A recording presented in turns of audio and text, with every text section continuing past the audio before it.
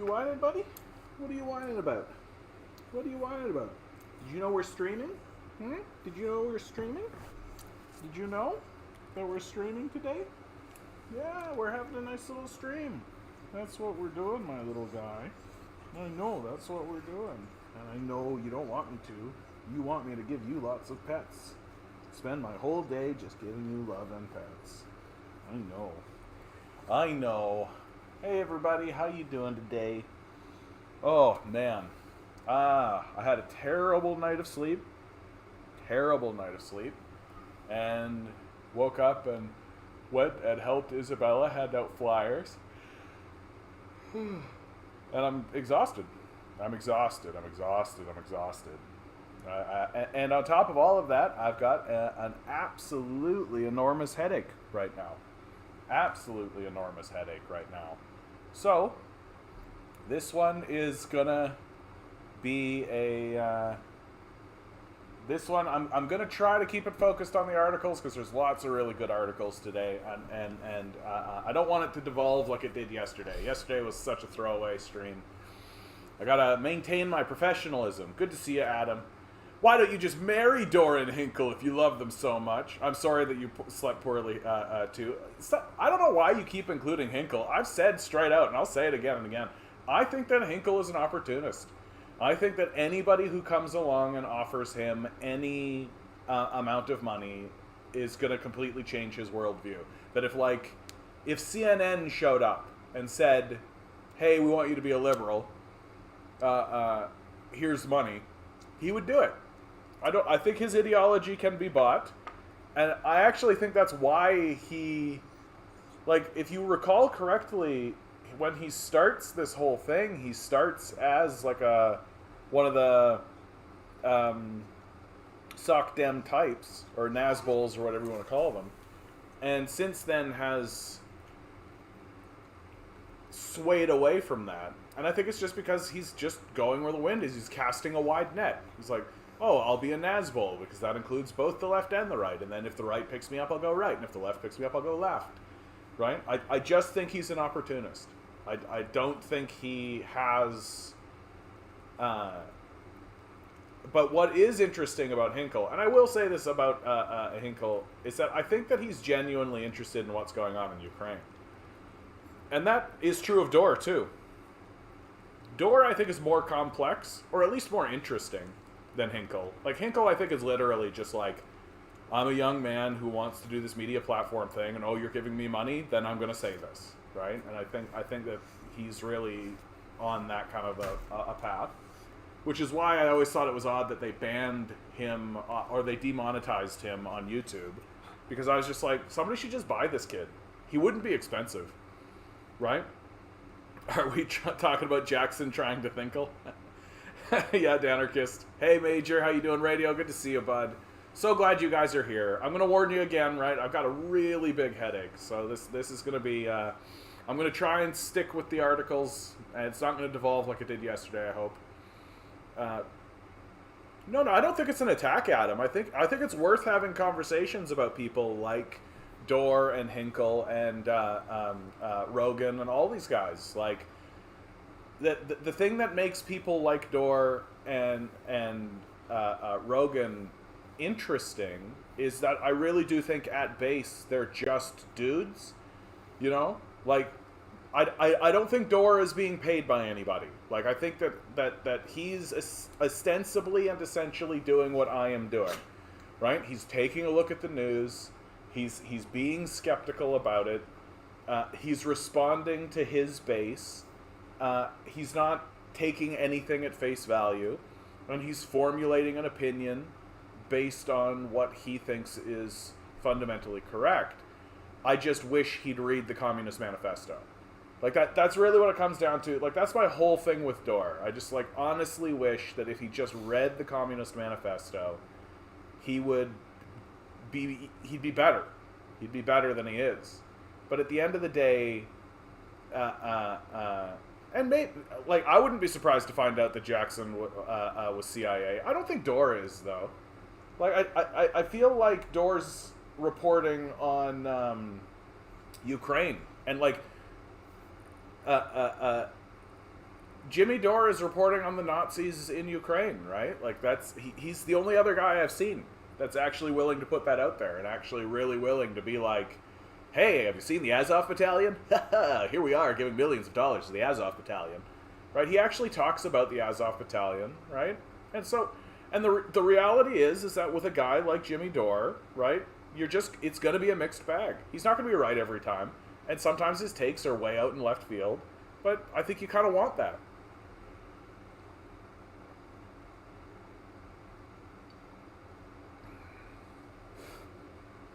Now they work for TPTB. What's TPTB? Check out Barrett Brown interviews on Black Power Media YouTube. Okay, yeah, that'd be interesting. Like, don't get me wrong, I do think that Rogan especially is definitely getting handled, right? Like, I think Rogan is getting handled.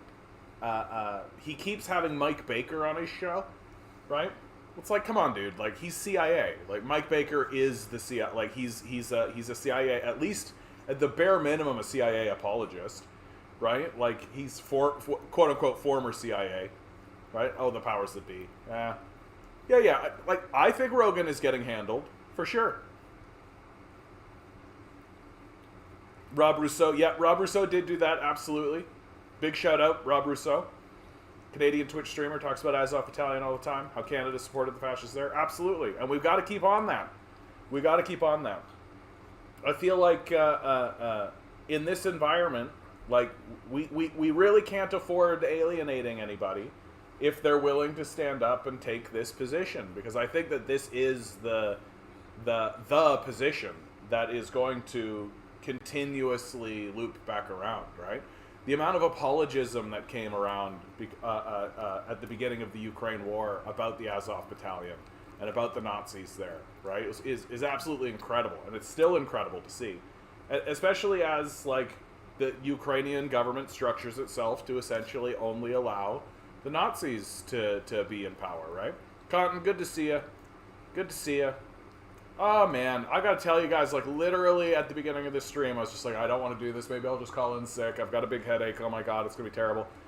And the second you guys come into the chat, I'm just like, oh, God bless each and every one of you. God bless each and every one of you. Christopher De Silva, I didn't say hello. How you doing? George Bush getting a call to war criminal in Toronto was the caffeine boost I needed today. Fantastic. Fantastic. George Bush, we should call George Bush, like, war criminal George Bush. Like, He's as bad as any other war criminal that's ever existed. Like, Mark, good to see you, bud. Good to see you, Mark. We're trying to build a movement here, John. Can alienate anyone, the exception being fascists. Well, and also I think that there is just like there comes a point where there's just like a healthy dose.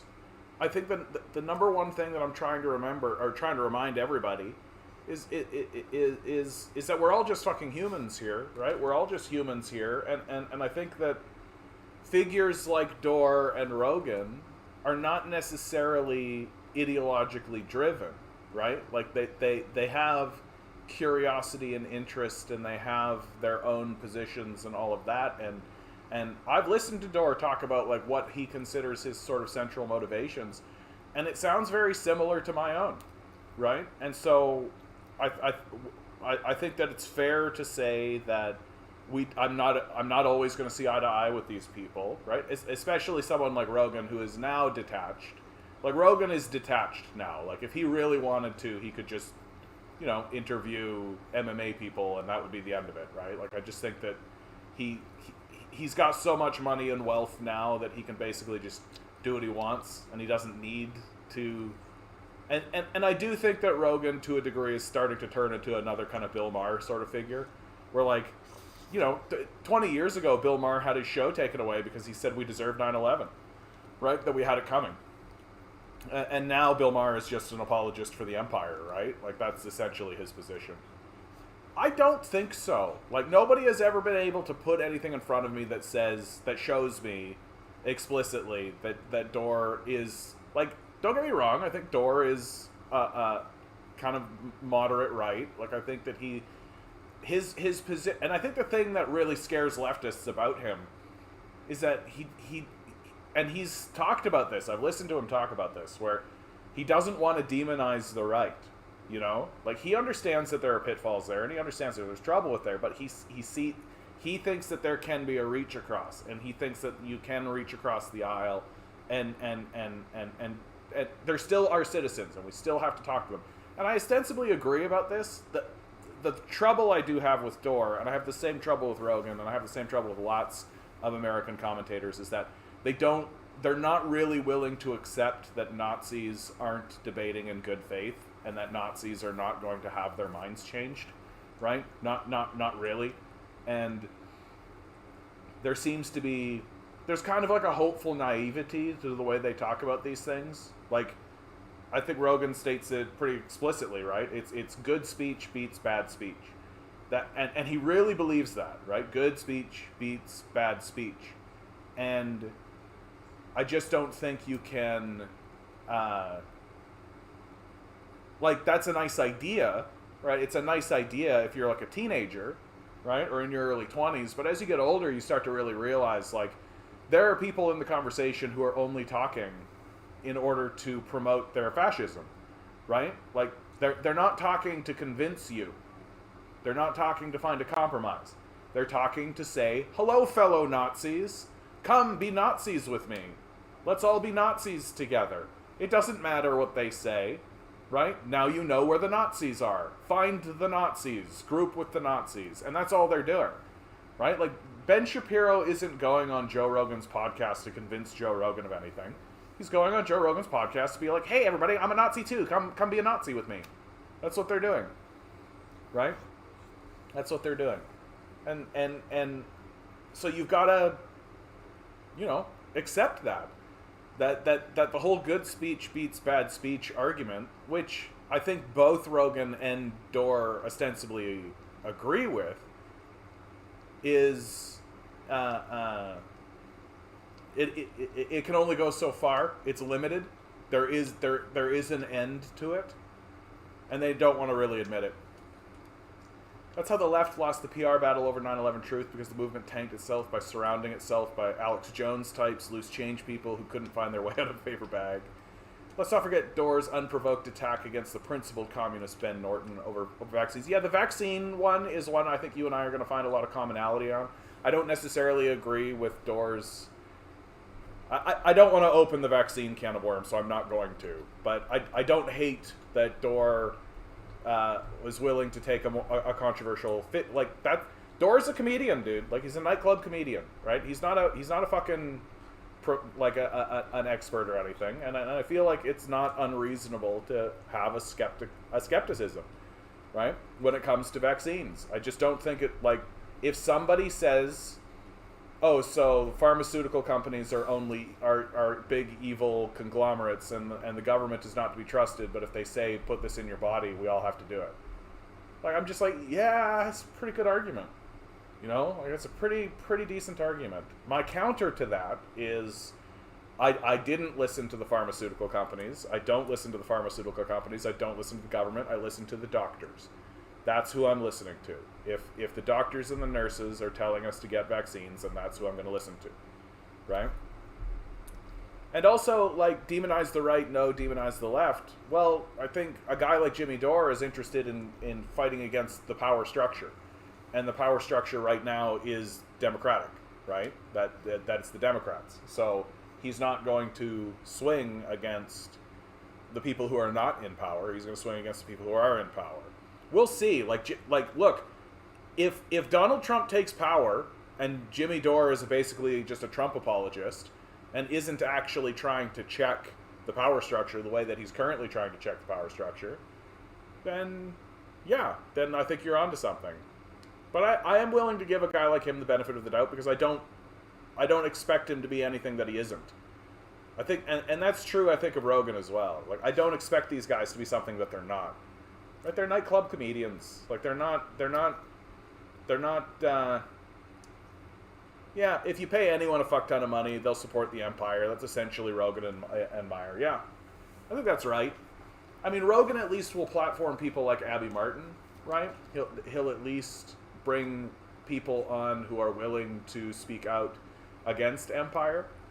And, like, Dore speaks out against empire, man. Like, you can talk about Door's sort of political position, but I don't think you can deny that he's anti-imperial, right? Which, in my view, makes him something of an ally, you know? Attacking progressives is God's work. That's right, Grenning. Good to see you, bud. Isaac, good to see you too, man. He did not attack Trump when he was president like he attacks Biden. Yeah. I mean, again, like, I just don't think that, like, Door has not stepped over a line the way that I think people like Crowder and Shapiro and Peterson have. That there is a line, right? And that line is basically like, we should condemn people into poverty, right? Like, so if your critique of Door is that I don't like how he doesn't go after certain political figures more than other political figures, it's like, I can accept that, right? I think that Door his focus is on anti-imperialism and on the working class. I think that even if I disagree with his position, because he doesn't read the Communist Manifesto, right? Like, he's not, I wish he would. I wish he would take a more communist bent, obviously. But I think that his eye is on the prize, right? I think, and I think that makes him valid, that validates him. Whereas there are a lot of figures on the right, and I've just named a couple, whose eye are not on the prize. Their eye is on subjugation and Nazism, essentially, right? That they're interested in destroying the working class. They're interested in expanding the power of the empire. And that, to me, is the dividing line, right? That you look at somebody, you listen to them, and you think to yourself, are they trying to further the empire? Are they trying to expand the empire? Are they trying to validate or justify the empire? Or are they trying to critique the empire? And I think Door is trying to critique the empire. Is he critiquing the empire in a way that you want him to? No. But I still think he's doing it. And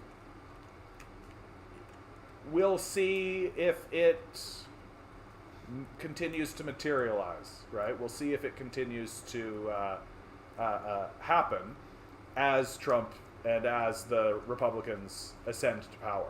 Because, I mean, I think it's not incorrect to say of Door, like, his base seems largely made up of right-wing type folks. And so I think it's completely possible that Door could just continue walking down that path and just become a right-wing, you know, just like a Rush Limbaugh type. You know, I think that's totally possible. And I think the same thing happened to Bill Maher, right? Like, I think if 20 years ago you had said, I like Bill Maher, I would have been like, oh, okay, I don't really like Bill Maher, but I get it. Now, if you're saying you like Bill Maher, I'm just like, you're a detached loser. Like, shut up. Bill Maher's such a fucking loser. Like, to take Bill Maher seriously at this point is just like, he's essentially just jerking off about the U.S. empire at this point.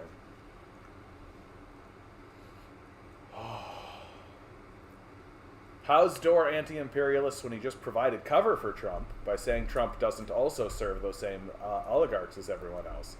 I just shared that video. Trump's draining the swamp? Really? I mean, I think it is fair to point out, like, Trump is his own kind of guy, right? Like, Trump's his own sort of crazy nut. Yeah, you are hogging the chat, Adam. No, I can tell. I know you, Adam. You're very passionate when you get on this stuff, and I respect that quite a lot. Yeah, let's bounce off Door, because this isn't the Jimmy Dore podcast, goddammit. This is the Canadian commie. Motherfucker. And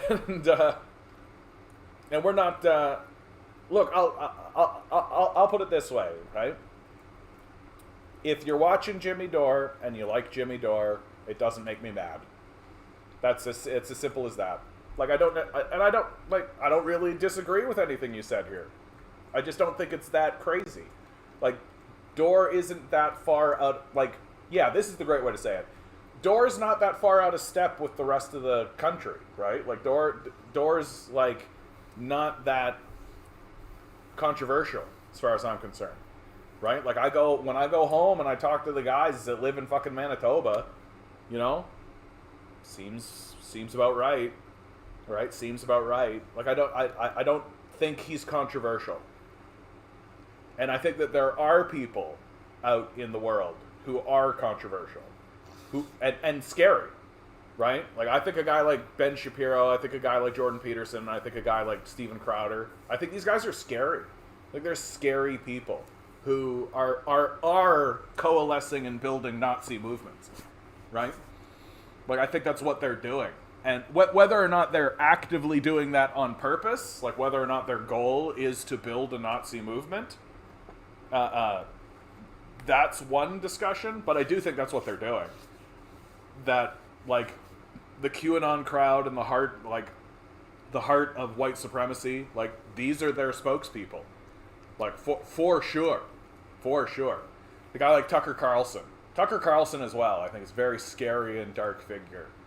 And so, comparing, when I take a look at those guys, and then I take a look at Jimmy Dore, I'm like, if the worst thing that we're going to throw his way is that, like, he doesn't totally 100% of the time always shit on Donald Trump, I'm just like, okay.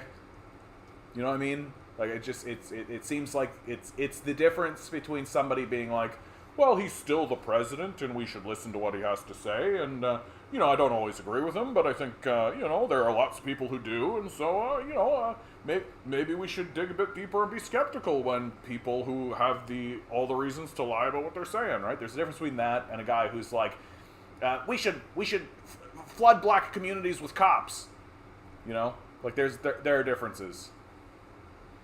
Also, Content, thank you, correct. If you hog the chat, post the hog. And in this case, we do mean a pig. Do not put your penises in chat. Rusty, good to see you, bud. Good to see you. I had an injury and needed PT. I didn't have insurance. Oh, dear. So I had to choose between medical care and food and shelter. Now the injury is worse, of course. But hey, at least I had the freedom to choose. That's right, Rusty. You had the freedom to choose. I'm real sorry to hear that, bud. That's the worst, man. That's the worst. And you see how this whole libertarian idea fails, right? You see how this whole libertarian idea of if you can't get it, you got to do your grind set and all that stuff. Because what's the end result for the society, right? Like, forget about how it's horrible for you, right? Forget about how you have to live with this injury, right? Which sucks a big dangly dong. But it means that, from the societal perspective, it means that you are going to be less productive, right? You're not able to contribute as much. So instead of taking a small percentage of our productivity and turning it into a healthcare system that actually helps people, right? And so that they can get up on their feet and then become productive members of the society again, what do we do? What do we do? We just tell you, just deal with it, tough it out, all that kind of stuff, blah, blah, blah. And now you're not able to be as productive. And so the society declines. And, you know, that happens enough. And we start to sit here and wonder, like, man, how are the Chinese doing it? How are the Chinese doing it? How are the Chinese doing it? I'll tell you how the fucking Chinese are doing it.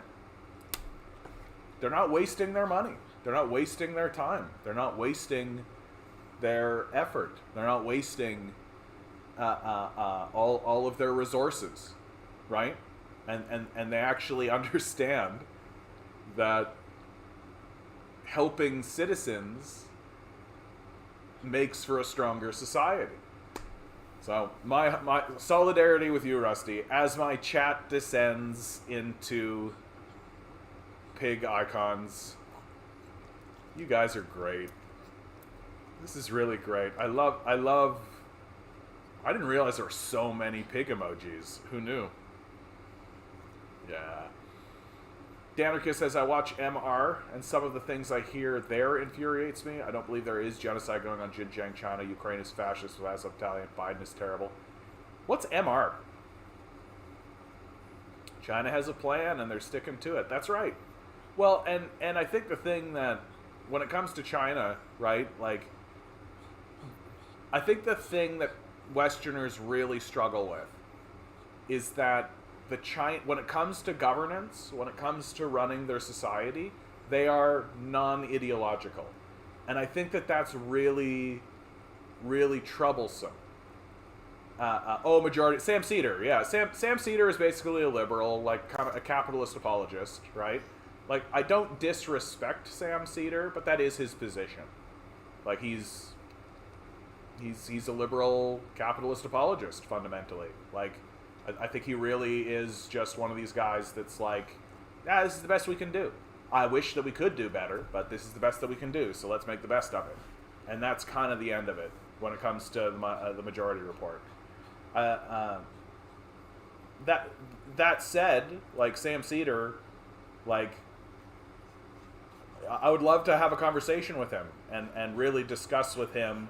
The only question I think I would be interested in discussing with him would be, when do you think a revolution would be justifiable?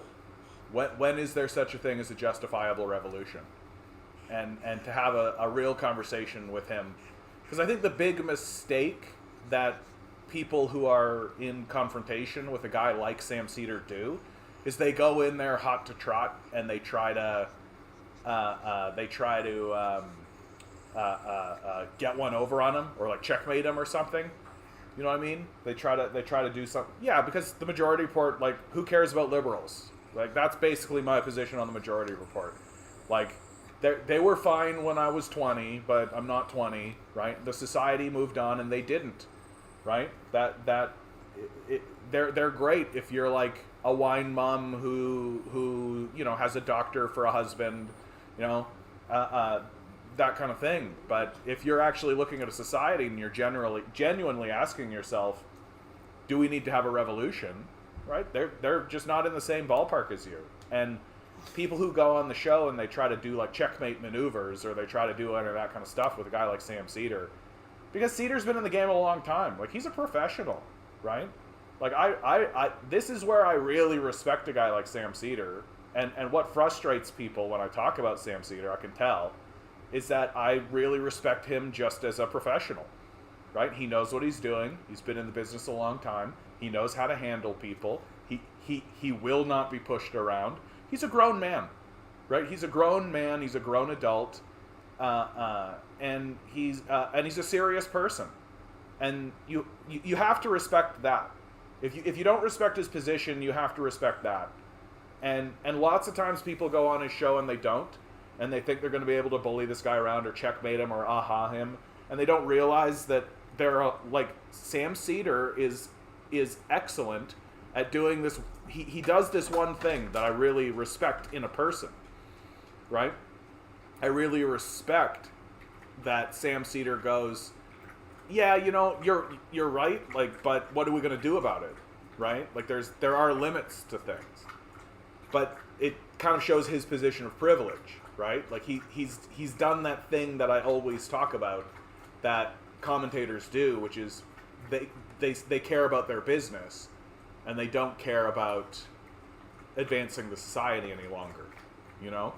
Like, I think Cedar is completely guilty of this, that he doesn't actually care if something happens in the society, or if healthcare actually gets passed, or if any of this stuff actually happens, because it doesn't really matter to him anymore.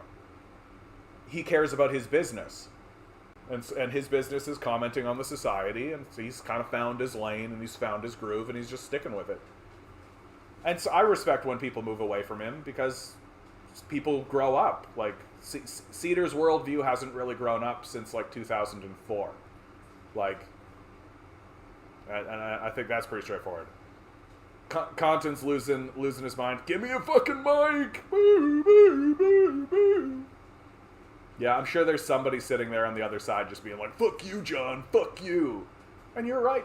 I'm just going to be honest. You're right. Fuck me for that view. Right? I would love to sit down with Sam Cedar and ask him straightforwardly and respectfully, like, I not dismissively, because I think that Sam Cedar, I think we would get an interesting answer, right? And I think it would be a very revealing answer. Like, when would be the appropriate time to actually foment a real revolution? When does a man like Sam Cedar actually look at revolutionaries and go, yep, here we go, right? And that, I think, is the only question I'd actually be interested in asking him, and having a conversation surrounding that whole kind of thing. and then getting into like, don't you feel, because he would set the terms, or he would deny it completely. Like, just if there's never a time to revolt, and that I would be like, what? That would be extremely revealing, if you ask me. Because then he's basically an imperialist apologist, right? He's like essentially just saying like, never revolt against the empire. The empire is always correct. It is always the case. Speaking of empire, let's get off of this critique of Dor and Sam Cedar and all this bullshit.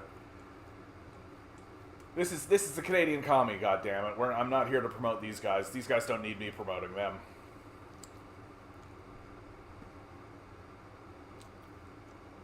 You see, normally when you go one-on-one with another class, you got a 50-50 chance of winning. Content, what's happening, dude? So this is from CBC News. Our world is in peril. UN Secretary General warns General Assembly. In an alarming assessment, the head of the United Nations warned world leaders Tuesday that nations are gridlocked in colossal global dysfunction and aren't ready or willing to tackle the challenges that threaten humanity's future and the planet's. Our world is in peril and paralyzed, he said. Speaking at the opening of the General Assembly's annual high-level meeting, Secretary General Antonio Guterres made sure to emphasize that hope remained, but his remarks reflected a tense and worried world. He cited the war in Ukraine and multiplying conflicts around the world, the climate emergency, the dire financial situation of developing countries, and setbacks in UN goals for 2030, including an end to extreme poverty and quality education for all children. He also warned of what he called a forest of red flags around new technologies, despite promising advances to heal diseases and connect people. Guterres said social media platforms are based on a model that monetizes outrage, anger, and negativity. Artificial intelligence, he said, is compromising the integrity of information systems, the media, and indeed, democracy itself. The world lacks even the beginning of a global architecture to deal with the ripples caused by these new technologies because of geopolitical tensions, Guterres said. His opening remarks came as leaders from around the planet reconvened at UN headquarters in New York after 3 years of pandemic interruptions, including an entirely virtual meeting in 2020 and a hybrid last year. This week, the halls of the United Nations are filled once more, with delegates reflecting the world's cultures. Many faces were visible, although all delegates are required to wear masks except when speaking to ward off coronavirus. Guterres made sure to start out by sounding a note of hope. He showed a video of the first UN-chartered ship carrying grain from Ukraine, part of a deal between Ukraine and Russia that the United Nations and Turkey helped broker, to the Horn of Africa, where millions of people are on the edge of famine. It is, he said, an example of promise and hope in a world teeming with turmoil. He stressed that cooperation and dialogue are the only path forward, two fundamental UN principles since its founding after the Second World War, and warned that no power or group alone can call the shots. Let's work as one, as a coalition of the world, as United Nations, he urged leaders gathered in the vast General Assembly Hall. Geopolitical division are undermining the work of the UN Secretary Council, international law, people's trust in democratic institutions, and most forms of international cooperation, Guterres said. The divergence between developed and developing countries, between North and South, between the privileged and the rest, is becoming more dangerous by the day, the Secretary General said. It is at the root of the geopolitical tensions and lack of trust that poison every era of global cooperation, from vaccines to sanctions to trade. Nearly 150 heads of states and governments are on the latest speakers list, a high number reflecting that the United Nations remains the only place not to just deliver their views, but to meet privately to discuss the challenges on the global agenda. and hopefully make some progress. Prime Minister Justin Trudeau's two-day visit began Tuesday with a bilateral meeting with Chandrik Kaprasad Santokhi, the president of Suriname, the year's chair of Capricorn, a political and economic coalition of 15 member states throughout the Caribbean. The rest of Trudeau's UN agenda is laden with meetings on subjects close to his heart: climate change, gender equality, and sustainable development, among others. Later Tuesday, he was scheduled to take part in a roundtable with former Secretary of State Hillary Clinton on the virtues of inclusive job growth. Brazil's President Jair Bolsonaro, traditionally the first speaker, called for an immediate ceasefire in Ukraine, protection of the civilians, and the maintenance of all channels of dialogue between the parties. He opposed what he called the one-sided or unilateral Western sanctions, saying they have harmed economic recovery and have threatened human rights of vulnerable populations. Senegal President Macky Sall, who chairs the 55-nation African Union and stepped to the podium next, called for de-escalation, a halt to hostilities, and a negotiated solution to avoid the catastrophic risk of a potentially global conflict. He called for a high-level mediation mission and said the Union is ready to contribute. King Abdullah II of Jordan said the pandemic, exacerbated by the crisis in Ukraine, has disrupted the global supply chains and increased hunger. Many well-off countries experiencing empty food shelves for the first time are discovering a truth that people in developing countries have known for a long time. For countries to thrive, affordable food must get to every family's table, he said. On a global level, this demands collective measures to ensure fair access to affordable food and speed the movement of staples to countries in need, Abdullah said. The death of Queen Elizabeth and her funeral in London on Monday, which many world leaders attended, have created last-minute headaches for the high-level meeting. Diplomats and UN staff have scrambled to deal with changes in travel plans, the timing of events, and logistically intricate speaking schedule for world's leaders. The U.S. president, representing the host country of the United Nations, is traditionally the second speaker. But Joe Biden attended the Queen's funeral, so his speech has been pushed to Wednesday morning.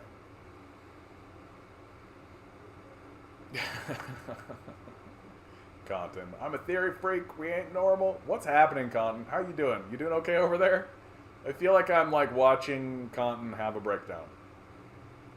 China has set the year 2035 as the target date to achieve common prosperity. They've already claimed to have eradicated extreme poverty last year. There's still untreated hookworm in the U.S., yeah.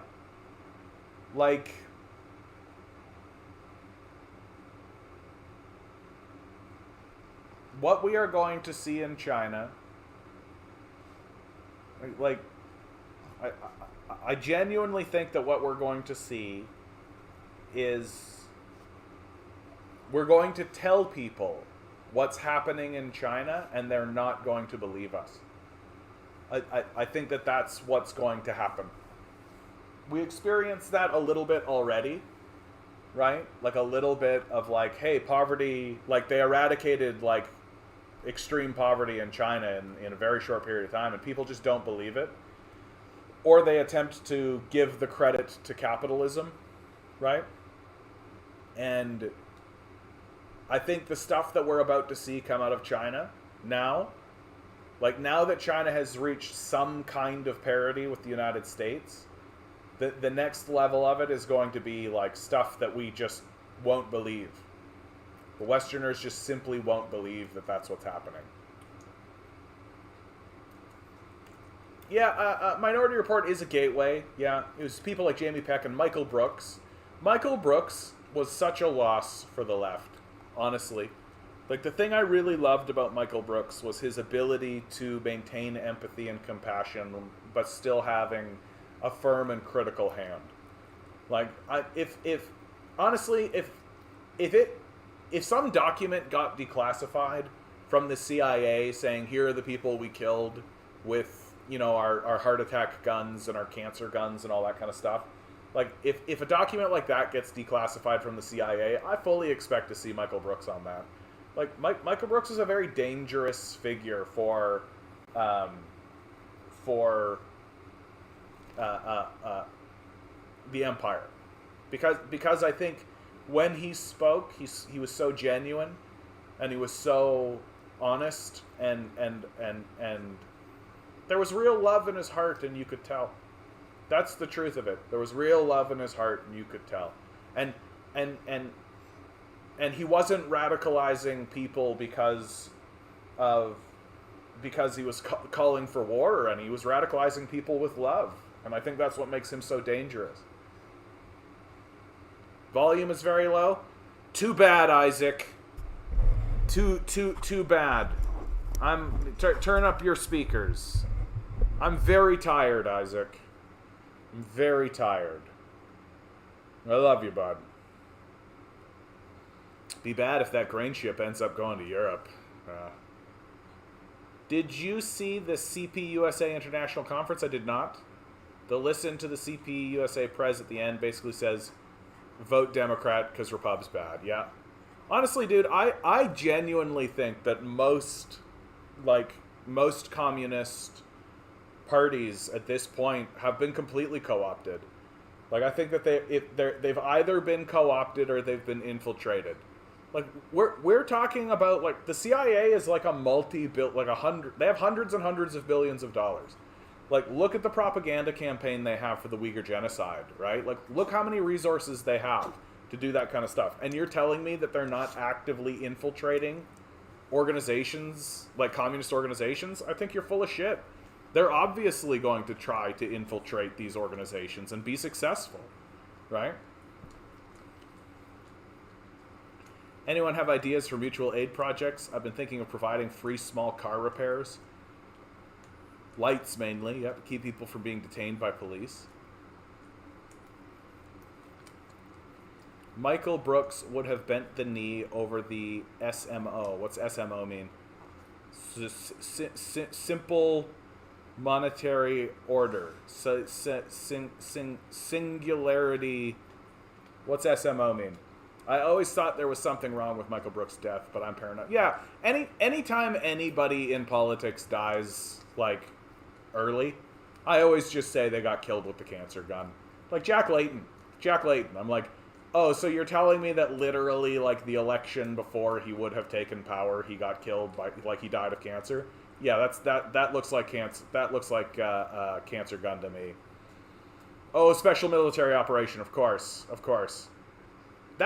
Dude, I would have loved to have heard Michael Brooks talk about the special military operation, the Donbass war. I would have loved to see Michael Brooks talk about that.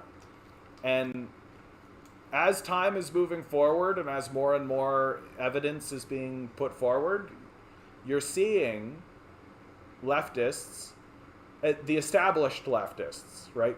Chris Hedges, Chomsky, even Abby Martin, these sorts of people, they're starting to come more around to my side. It's slow and steady because I respect why it's slow and steady.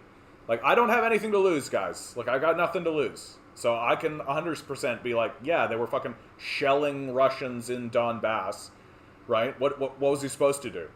Like, what the fuck was he supposed to do, right? But like, so like Chris Hedges, for example, will always say, like, he'll bring something like that up, and then he'll be like, that doesn't justify the war, but you can kind of understand it, right? There's always this sort of like, that doesn't justify the war. Whoa, that doesn't justify the war. Hold on, that doesn't justify the war. There's always this, right, with these guys. And I respect why they're doing that, but I don't. I'm like, yeah, if I like walk up to a guy and I start poking him in the eye, just poke, and then he like hauls off and punches me and like pins me down, and then I was like, whoa, your reaction was completely unjustified. I'm like, it was obviously justified. People have the right to defend themselves, right? And people should be able to stand up. Like, if you saw somebody poking somebody else in the eye and they were unable to fight back, like if you saw a 7-foot-tall man poking a 4-foot-tall woman in the eye, I think you have the right to go over and do something about it. Like, straight up. I just think you do. And that is how I see it. Like, that is how I see it. Like, I don't think Putin was just, like, obviously he has, like, other ambitions, right? Obviously. But I, I genuinely think that he didn't really have another option. I think his own people were telling him to do it. Anyway. He had big neither Moscow or Washington vibes. Yeah, that's sort of like the classic leftist position, right? Like leftists don't like, and I respect it. Like the perspective is that we need to be treating the upper class skeptically, right? Like that there's a lower class and there's an upper class, and that they want to say that Putin's war with Ukraine is like an upper class struggle against the working class and all that kind of stuff. But it's more complex than that. It is more complex than that. I'll check out non-compete. There's a dearth of info on mutual aid projects. Fantastic. Non-compete does excellent work with mutual aid projects in my experience. Fantastic,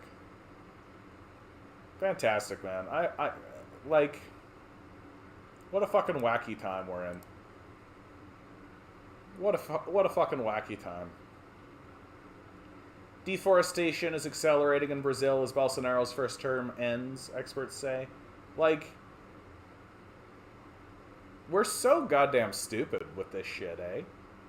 Like, we need these trees. Like, we need these trees. Hey, Mocked, how you doing? Hope you had a good vacation, bud.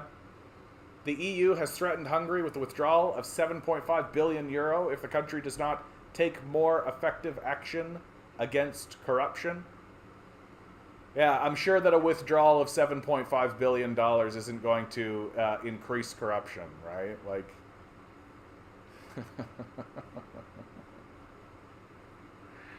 what a great way to whip up the people who are going to suffer from that withdrawal. What a great way to ensure that some fascist leader gets to whip up a bunch of fascists and be like, what we're going to do to combat fascism is impoverish the nation. That won't result in fascism. Never, ever. These are the structures that will lead to the revolution. That's actually true, dude. Like if we are going to have a true revolution, like if there is going to be a real revolution, right? We people need to have a footing. People are going to need, like, farms. There's going to need to be infrastructure of some kind for people to collapse onto, right? And these mutual aid projects could be the way forward. European quote-unquote union, yeah. We'll see how this all goes, dude. I am, like, the European Union did just put forward a windfall tax. That they said that the money that was made over the COVID period, right, needs to be taxed away and put back into the system. And I do think that's the European Union's way of acknowledging that, like, if we don't do this, we're going to experience, like, there's going to be massive turmoil in Europe over what's happened with the Ukraine war. That, like, like, it's all well and good from, like, an ideological perspective to be like, oh yeah, we'll sacrifice for the war. But when the sacrifice begins, that's when people are really going to sit down and be like, wait, what am I sacrificing for? Like, I'm cold. I'm hungry. What are we doing this for exactly? Right? Like, and all of the rah Ukraine shit is going to go away, right? Because there's consequences now. And they're actually going to look at the situation and they're actually going to think to themselves, is this worth it? Right? And a lot of people are going to say no. Like, a lot of people are going to say no. That, like, we had a good thing going on, and what are we doing this for? What are we doing this over? Right? If I was the people in power right now, if I was the leaders of Germany, France, Spain, if I was the leaders of Italy, right? I would be very, very concerned. I'd be deeply, deeply concerned about what's going to happen. because there is going to be like massive political upheaval, and they know, like that's why they're putting in a windfall tax. That's why the European Union is actually responding, because they know if they don't, there's just going to be political overthrow, and it could be extremely dangerous to the capitalist class. Like that's the part of it. Like the European nations are slightly more advanced than the West, than the North American nations when it comes to the advancement towards communism. Like there are communist parties that actually get seats. There are communist parties that get elected. Like the mayors of cities are communists throughout Europe, right? Social democratic parties are more proliferating, right?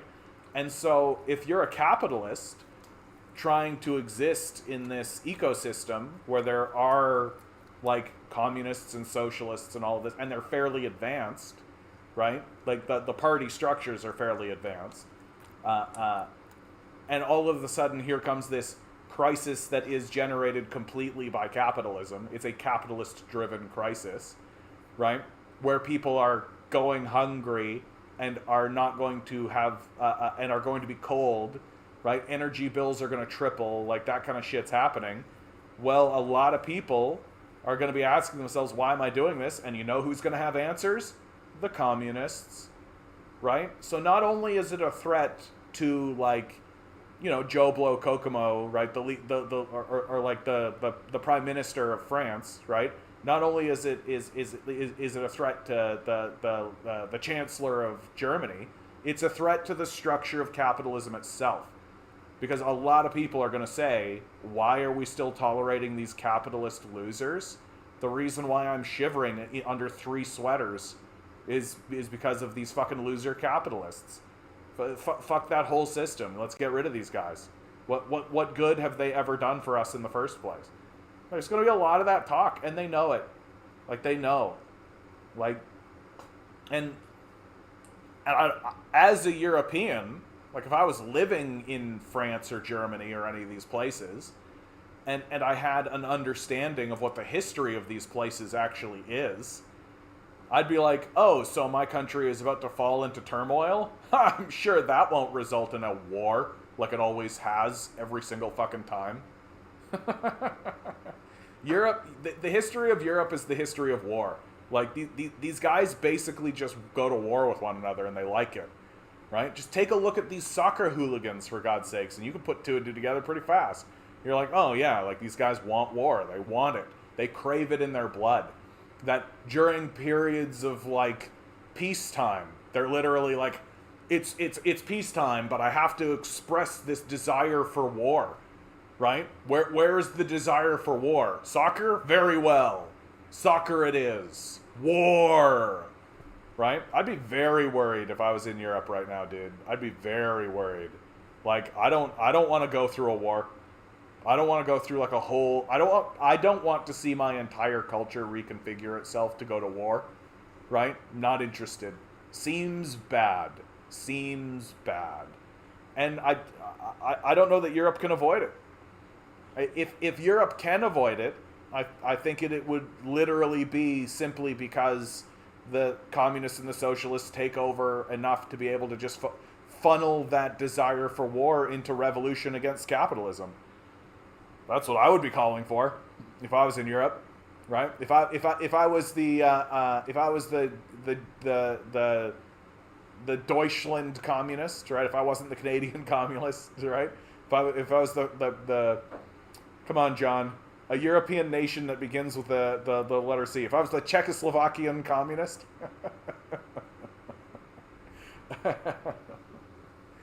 yeah, I would 100% be doing that. Here comes Compton. Croatian. Fuck you, Mocked. That's exactly right. Thank you. The Croatian communist would have... That's the perfect one. That's perfect. You know, they say all people are created equal, but you look at workers and you look at landlords, and you can see that statement is not true. See, normally if you go one-on-one with another class... Yeah, I mean...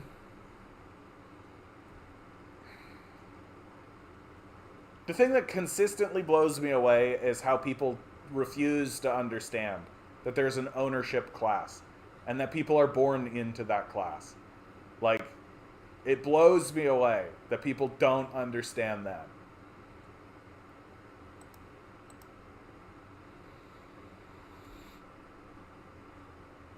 Man, things are getting so fucking ridiculous that I read this headline. Climate change and doomsday. Irreversible tipping points may mean end of human civilization. And you know what my response is? Yeah, we know. I'm like literally sitting here just being like, yeah, I know. Like, I know. Tell me something new. Tell me something I don't already know. Tell me something I haven't known for the last fucking 30 years. Last 20 years. Like, climate change and doomsday. Yeah, we're all fucked. And isn't that just a sign of the times? Right? Isn't it just a sign of the times that you're sitting here? Yeah, we've known for a very long time. We've known for a very, very long time. Like, I'm just like, I think what I'm trying to get to is that I'm really tired of these headlines. Like, I'm really tired of these headlines where they're like, irreversible tipping points. Oh my God. It's like, we know. We know. Like, it's like there are still people in the conversation who are like, we gotta get the message out and tell everybody the truth. And I'm like, but we have. Like, we have. Like, at this point, these headlines should not be, holy cow, doomsday. And the headlines really should be, why are people still denying this? Those are the headlines. Like, those are the headlines that I would like to talk about. And what I would like to see. I don't need to see, oh my God, it's happening, right? I need to see, okay, why isn't it moving? Why aren't we moving? What's standing in the way? What's getting in the way? Why are people still denying this? Who are the denialists? Do we need to arrest people? Should we incarcerate these frauds, right? Like, these are the headlines that I think we should be talking about. And I feel like what's going on is there's this, like, because the media has always played the role of molasses in this. Their role has always been to slow down the process of the developing consciousness of the people, right? Like, when the climate change crisis really began, like, throughout the 90s, I would say, like, with the green movement and all that kind of stuff, the media played the role of we gotta both sides this, right? Here's the people who are actually doing the research versus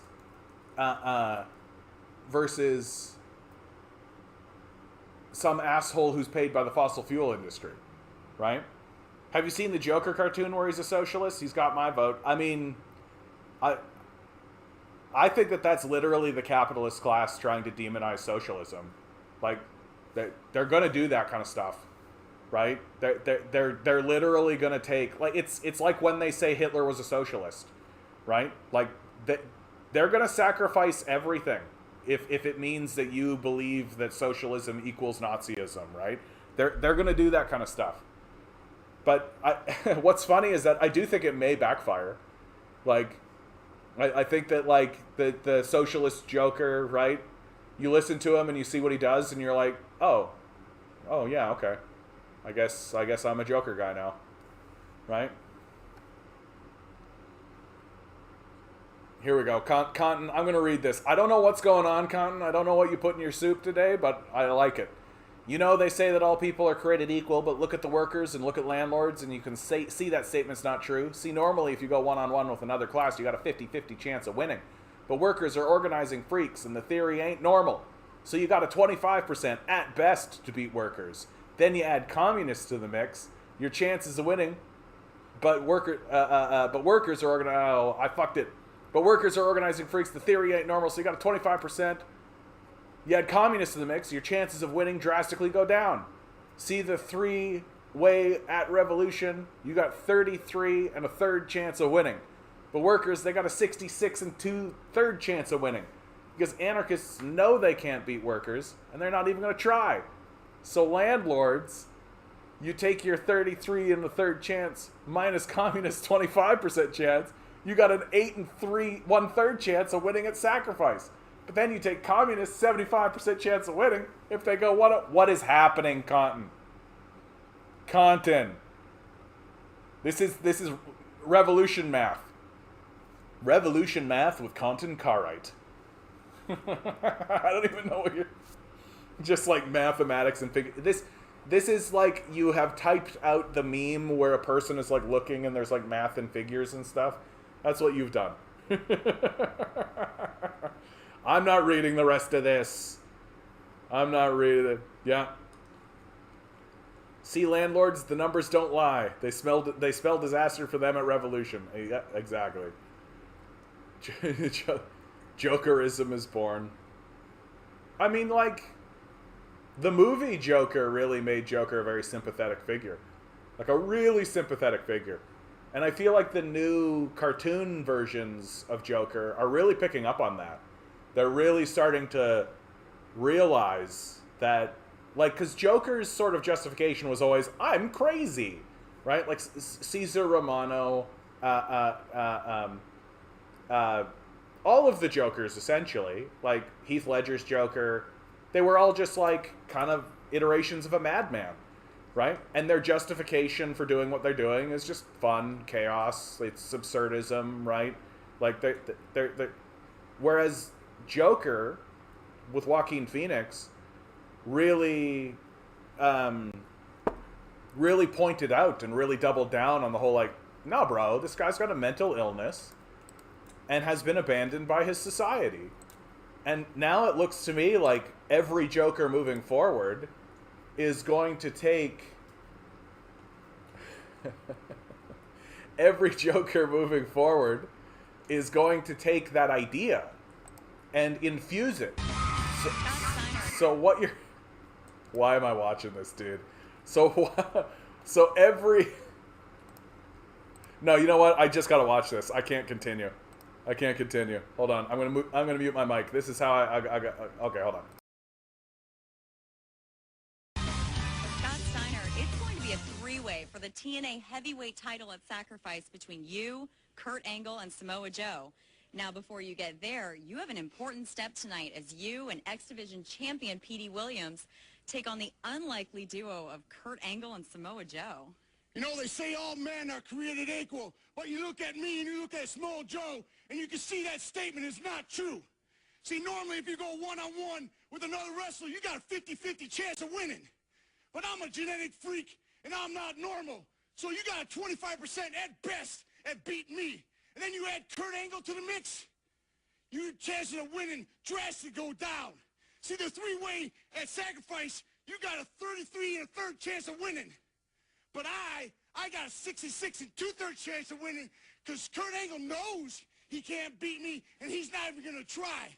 So, Samoa Joe, you take your 33 and a third chance minus my 25% chance, and you got an 8 and a third chance of winning at Sacrifice.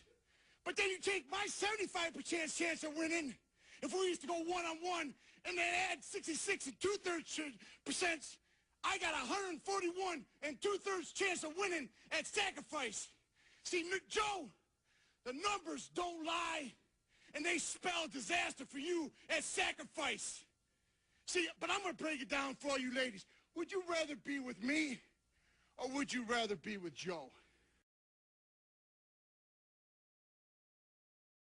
All right. That's good shit, Cotton. That's good shit. I gotta tell you, dude. Like, these wrestlers are brilliant. Like, they're... Like, that's all unscripted. Like, they're not given scripts and shit. They're literally just like, okay, you gotta talk smack. Talk smack. And then the guy just comes up with shit. Right? Like, that's all... Like, these that's what they're doing. Right? Like, nobody's handing them a script and telling them to read shit. And so sometimes it goes a little off the rails, right? Sometimes it goes off the rails. Yeah, Batman is a rich dude who beats up desperate street humanity. Marxism meet culture. Culture meet Marxism. Yeah. Like, and what's funny is I do think that they're going to try to demonize Marxism, and they're going to try to make Marxism look villainous. They're going to have Marxist principles come out of the mouth of villains, for sure. Like, for sure that's going to happen.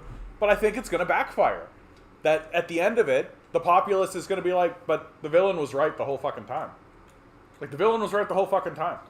Right? There's going to be some capitalist that's like, let's create Captain Commie, and it'll be like, or they'll have like Black Adam or something. Like, I don't know, just pick a villain that people vaguely know, or any of that kind of stuff. And Marxism is gonna come out of these guys' mouth. And there's gonna be like these Marxist situations. And then of course the Marxists will lose, right? The villain will lose, because that's the structure of the piece. But the populace will be like, but the villain was correct the whole fucking time. Like, the whole time. And the only reason why the hero won is because he had more power. Which just reveals to you, what have I been saying to you guys the whole time, right? We are going to see outright explicit fascist propaganda come out of this society. It's going to happen. Where a studio like Disney is going to produce a film they're going to release, and it's literally going to be like, worship the powerful, white people are the best, right? It's going to happen. That villain was Bane and Killmonger. The Soviet Superman, yeah. Although, I went back and read Red Son again, and I don't think that the authors of Red Son had a real handle on communism or socialism as concepts. I think that they were basically just moving forward with propaganda in their own right. I kind of wanted to save this to see if Eric would come to the chat, but long COVID experts and advocates say government is ignoring the greatest mass disabling event in human history. Like, quite a claim. Dr. Ezekiel Emanuel is used to feeling like the only person in the country who still cares about COVID-19. He ignores the side-eye he gets for wearing an N95 mask at parties, a self-imposed policy that makes him look odd, but kept him safe after a recent work dinner turned into a super spreader event. The oncologist, bioethicist, and professor at the University of Pennsylvania provides each of his students with an N95 and runs 4 HEPA air filters during lectures. He rolls down the windows when he gets in an Uber and goes hungry on planes so he can wear his mask the whole time. He's given up one of his favorite pastimes, dining at restaurants, even now that many people don't think twice about eating indoors. Emmanuel, 65, takes these precautions even though he's vaccinated and boosted and thus well protected. The acute disease doesn't scare him much, but what could come after does.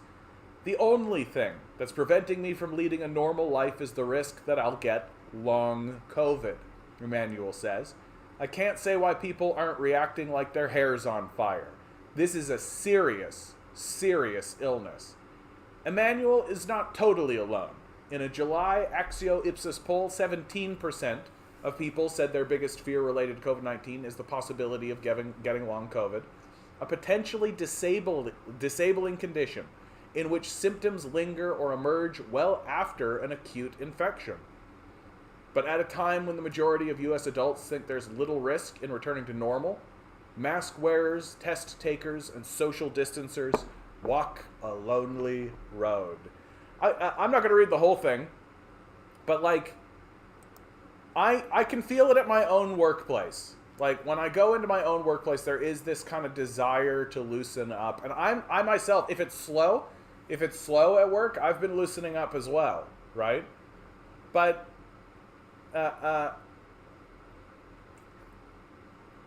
like, should I? I probably shouldn't, right? Like, I don't wear the N95 mask, I just wear like a cloth mask, but like, it does seem to be the case. Like, we're all walking around pretending like COVID is over, but it's not, right? Ugh. And I mean, we know a guy in the chat, Eric, he comes in and he has long COVID, right? It's no way to live, McCone says of his day-to-day existence since developing long COVID. His worst fear, and one that looks like it may come true if progress isn't made soon, is that millions more people will have to learn that the hard way, right? Like, we're all reacting to the way China reacts to COVID as if it's like, oh, how authoritarian and draconic. But I think that China is looking at long COVID and saying that's terrible. Like, long COVID is a terrible thing. And if you've got billions of citizens, you're talking about a health crisis that could affect like hundreds of millions of people, right? And if you're trying to like have a healthy, productive society, and you actually care about the productivity of your citizenry, right? Unlike the United States that basically just abandons people and says toughen it up, right? You're going to do these things. No, you shouldn't. Having had COVID, I haven't seen or felt the symptoms of long COVID, so there's that. But just because you haven't doesn't mean it doesn't exist, is what I'm trying to get at. And I don't know, like, you do eventually get into territory where you're like, if I walk down the street, a car could hit me, right? So should I stop walking down the street, right? Don't live in fear. Live your life. You got to live your life, man. Because if you don't live your life, then your life will live you. And before you know it, your life will be over, and you'll be wondering what you were living for in the first place, brother. So you got to get out there. You got to live that life. You got to live it to the fullest. Live every day like it's your last, because it may be, and one day it will be, because Jesus Christ, brother, he's going to come down, he's going to touch you on the forehead, and he's going to say, now's your time, brother. Let's go to heaven. And you're going to be like, was I a good man? And he'll be like, you were okay. And I'll be like, thanks, Jesus. And we'll go to heaven together, brother. That's some fucking good smack talk right there. That's some good WWE. I have always felt that I would be a fantastic WWE hype man. I wouldn't be great at the, like, actual wrestling. I'll admit it. I would not be actually good at the wrestling. But the hype manning, I would be the best. I would be the best. Oh, Hulkamaniac, you little Hulkamaniacs out there in the world. Absolutely. I would be so super good at being a WWE hype man. And those guys exist in the WWE, right? Just guys who are just hype men. That's their whole shtick. So I think there's still time for me, right? Oh, my ex had long COVID. It took her a year to get back to normal. Jesus, Rusty. That's so tough. Maybe the nasal sprays will work? Are they coming out? Good to see you, broccoli cheddar rice. Are they coming out with like a nasal spray? Something to just be like... Paul Heyman? Are you talking about Paul Bearer? We know that the Undertaker is coming here to destroy you. Oh, Undertaker.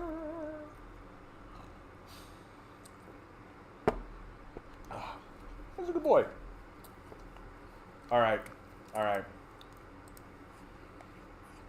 In the meantime, let's talk about the things that really matter about climate change, guys.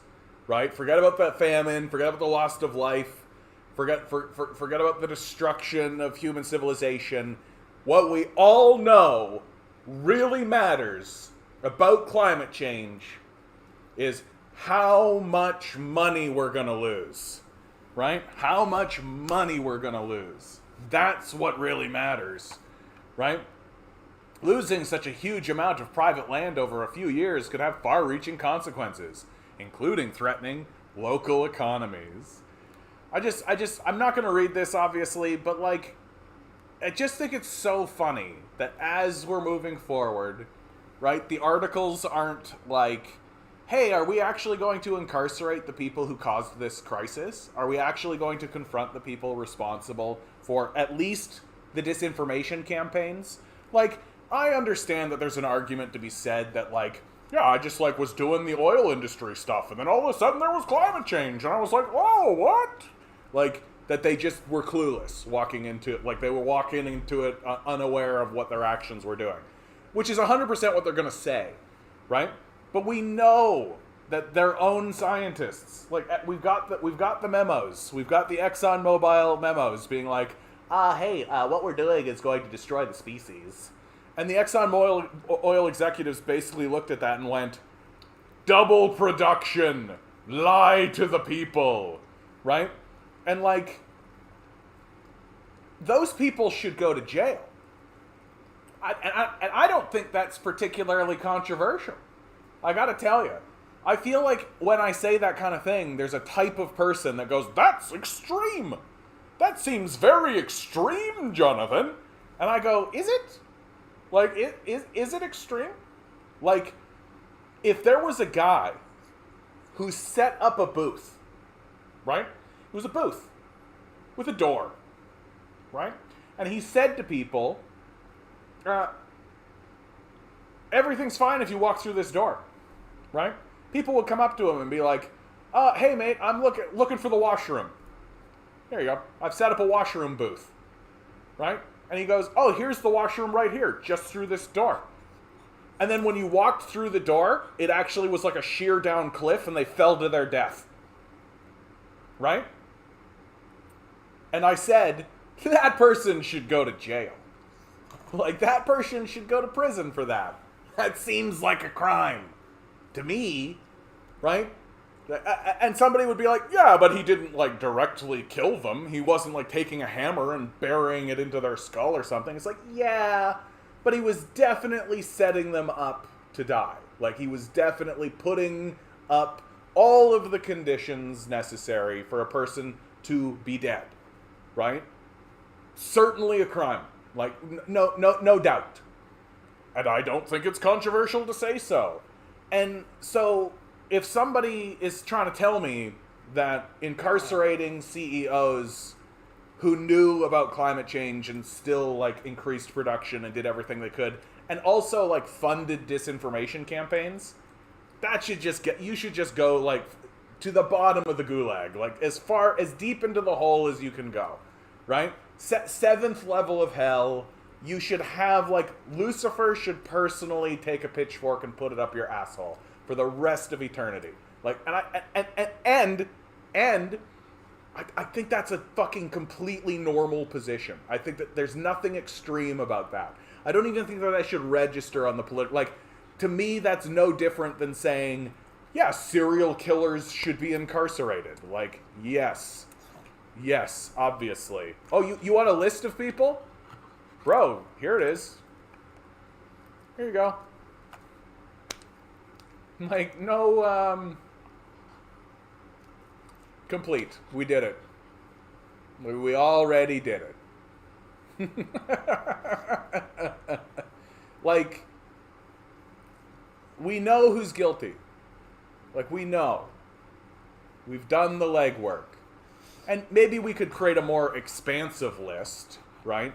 Like, it depends on how deep you want to go. Like how deep does this actually go? Like, is Jordan Peterson on that list? Because he went on Joe Rogan and acted as a climate change denialist, right? You know, is PragerU on that list? Right? But certainly these people, right? Certainly these people. Certainly the people from ExxonMobil, like, certainly all of this kind of stuff, right? Certainly these people. Jordan Peterson is a literal Nazi. I could be convinced. Yeah, I could be convinced. Certainly. People have been trying. But, like, he definitely is what, like, his whole you are the author of your own fate thing that he says, like, it's literally like the Nazi, that's their whole shtick, right? That you are the author of your own fate, that you are the powerful Ubermensch, right? Like, that kind of thing, right? Like, that's straight up Nazi propaganda, like, straight up. And it's just, it is weird that Peterson, every single time he critiques anything, ends up kind of regurgitating Nazi propaganda, right? Like, whenever he talks about Marxism, he literally sounds like a fucking Nazi, right? The whole, like, cultural Marxism thing is like, oh, it's cultural Bolshevism. So the Jews are the problem, eh? Like it just seems like it's so thinly veiled. Troy Parfit. Yeah, I've heard this guy and I've seen some of his stuff. Here, you know what? You're not the first person to mention this guy, so I'm finally, and I've asked this guy to come on, and he was talking to me for a moment, like he was going to, and then he just kind of disappeared on me. So I don't know. I never know what's going on in the world anymore.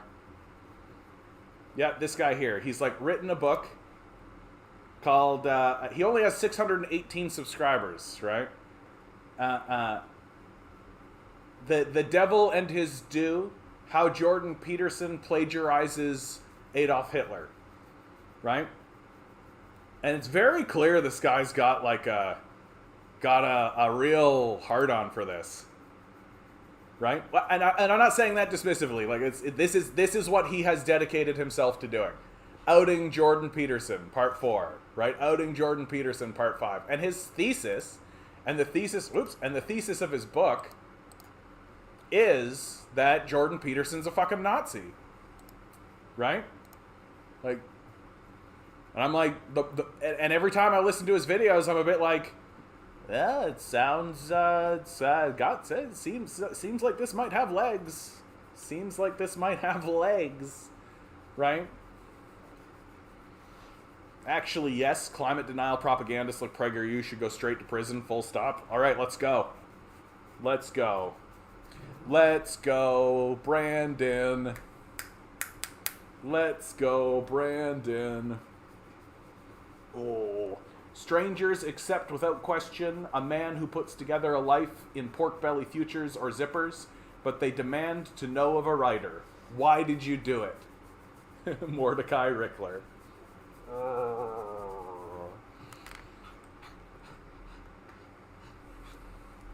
I mean, big fucking surprise, right? Like, oh wow, conservatives adhere to like Nazi ideology. Who knew? Who knew? And like, so we don't realize it, but Westerners, a lot of the things that we believe about the rest of the world and about communism especially is like literally Nazi propaganda. Like post World War II, a lot of Nazis moved to the West. Like a lot of people fled from Europe, right? What were they fleeing from? They were fleeing from the communists, right? Because the communists won World War II, right? The communists defeated the Nazis in World War II. That's what happened, right? And so all of these Nazis were fleeing from the communists, right? And where did they flee to? Right?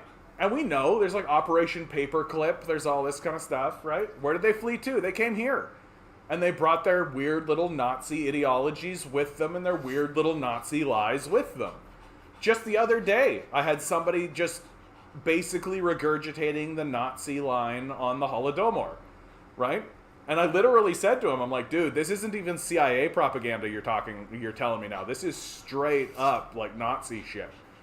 This is straight up what the Nazis created, right? And he just shut the fuck up because I think I realized. Yeah, I think he realized he had been outed as a fucking Nazi, right?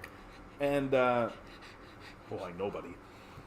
And like, but even beyond just like Operation Paperclip and the Nazis going to the CIA and going into kind of stuff, there's a lot of like, you think about like the Stepan Banderites, like the Banderites. Right, that a lot of the Ukrainians that flee from the communist advance, right? They come here and they don't stop being Banderites, right? I love it when people give me other things to look at. Operation Sunrise. Let's take a look. A series of World War II secret negotiations between representatives of Nazi Germany and the United States to arrange a local surrender of German forces in northern Italy. Yeah. The meetings provoked Soviet suspicion that the Americans were seeking to sign a separate peace with the Germans, led to a heated correspondence between Joseph Stalin and Franklin Roosevelt. Yeah. They're all shitbags. That one's not that crazy. Operation Bloodstone. This one sounds awesome already. Like Operation Sunrise, you're basically telling me that like the Americans were trying to solve some kind of peace deal with the Germans. It's like, yeah, I kind of expect that, honestly. Like, once you pierce through the American propaganda... Oh, shit. Sorry, guys. 1 second. Milo. You're okay, buddy. You okay, buddy? You okay, buddy? You okay, my man? You okay? Okay? Okay? Okay, we're gonna do it. We're gonna do it. You just gotta swallow, buddy. There you go. There you go. Are you okay? Nope. Nope.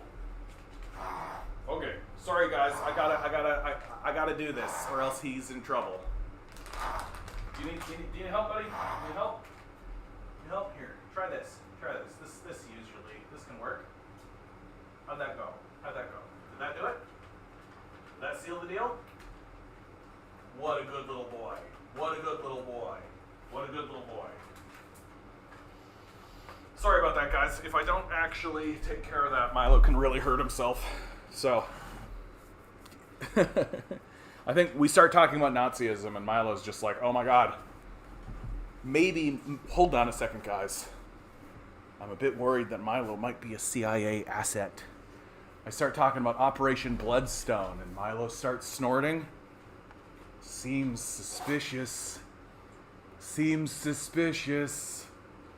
Operation Bloodstone. A covert operation whereby the Central Intelligence Agency sought out Nazis and collaborators living in Soviet-liberated areas to work undercover for U.S. intelligence inside of the Soviet Union. There's the good shit. That's the good shit. That's just like, yes! Mainline this shit right here. Right? Forget about Operation Paperclip. Operation Bloodstone, ladies and gentlemen. Most of those who were hired as part of Bloodstone were high-ranking Nazi intelligence agents who had committed war crimes. USA! USA! USA! USA! Love it. Love it. Oh my god, what is the Holodomor? I hear about it all the time. I don't know how to combat it. Yep. Holodomor was a famine in the USSR from 1931 to 1933. It was in Ukraine. Yeah, how was the famine the communist fault? So here's sort of the narrative. I'll give you the narrative that the Nazis came up with and that persists to this day, and then I'll give you the narrative that I see, which so the narrative the Nazis will tell you is that the USSR purposely created a famine in Ukraine in order to ethnically cleanse the Ukrainian people. That's the Nazi argument. It doesn't make any fucking sense because the Soviet Union really relies on that grain, right? Like, to create a genocide of that kind within Ukraine would be and was detrimental to the Soviet Union. And it would be like creating a problem that you would have to actually solve. And no one denies. I mean, there are obviously people who deny, but like I am certainly not denying that there was a famine. There was certainly a famine, right? So, how did the famine happen? And like most of answers, when famines happen, there's a bunch of reasons, right? So, you just had bad weather, you had a bad set of circumstances. How the genuine critique that you could put on the back of the Soviet Union and Stalin is that Stalin was doing land reforms, like he was combating the kulaks, who are essentially like the Russian version of the Confederates. It's not exactly like that, but it's similar. Like the kulaks were land-holding peasants who were subjugating an underclass and creating a wage slave situation, basically. And so Stalin writes that he wants to resolve this. He thinks that these people should not be in wage slavery underneath the kulaks. And so he commits to land reform in order to equalize things a little bit. And the response to this from the kulaks is essentially a civil war, where the kulaks end up burning their own crops and slaughtering their own cattle. And this really contributes to the famine, right? That like, especially when the famine kicks up, like, you're losing resources, you're losing grain, you're losing shit, right? So, and this is fairly common, right? You have a war, a famine follows, right? Like, that's not uncommon. And the land reforms that happen between Stalin and the kulaks does turn into a civil war. And the criticism that I have of Stalin during that is that he didn't realize how psychotic the kulaks would act. He didn't realize how crazy they would actually be, right? Like, so it kind of showed that, like, Stalin had a theoretical understanding of how crazy the capitalists are, but didn't really understand exactly how psychotic they could be. And this certainly contributes to the famine. Was it a... So, the narrative that says the Soviet Union intentionally created a famine in order to perpetuate a genocide is Nazi propaganda. It simply doesn't exist. And the actual causes of the famine are an internal civil war combined with just a series of just fucking bad luck, honestly. Just like bad weather, bad shit. Right? It created a localized famine that spread throughout. Like, it wasn't just Ukraine where the famine happened. It's just that's what the Nazis want you to believe. And how do you combat the idea that the Soviet Union intentionally created a genocide? Well, it's as simple as once they found out that there was a famine going on, they started funneling grain into the region. Like, you're not intentionally creating a genocide by funneling grain into a region. There's actually, like, a very famous quote that Stalin said, where one of his bureaucrats said, Stalin wanted to send grain. And the bureaucrat was like, okay, but we have to account for it. And Stalin goes, accounting can wait, hunger cannot. Right? And they just sent the grain. They were just sending grain into Ukraine.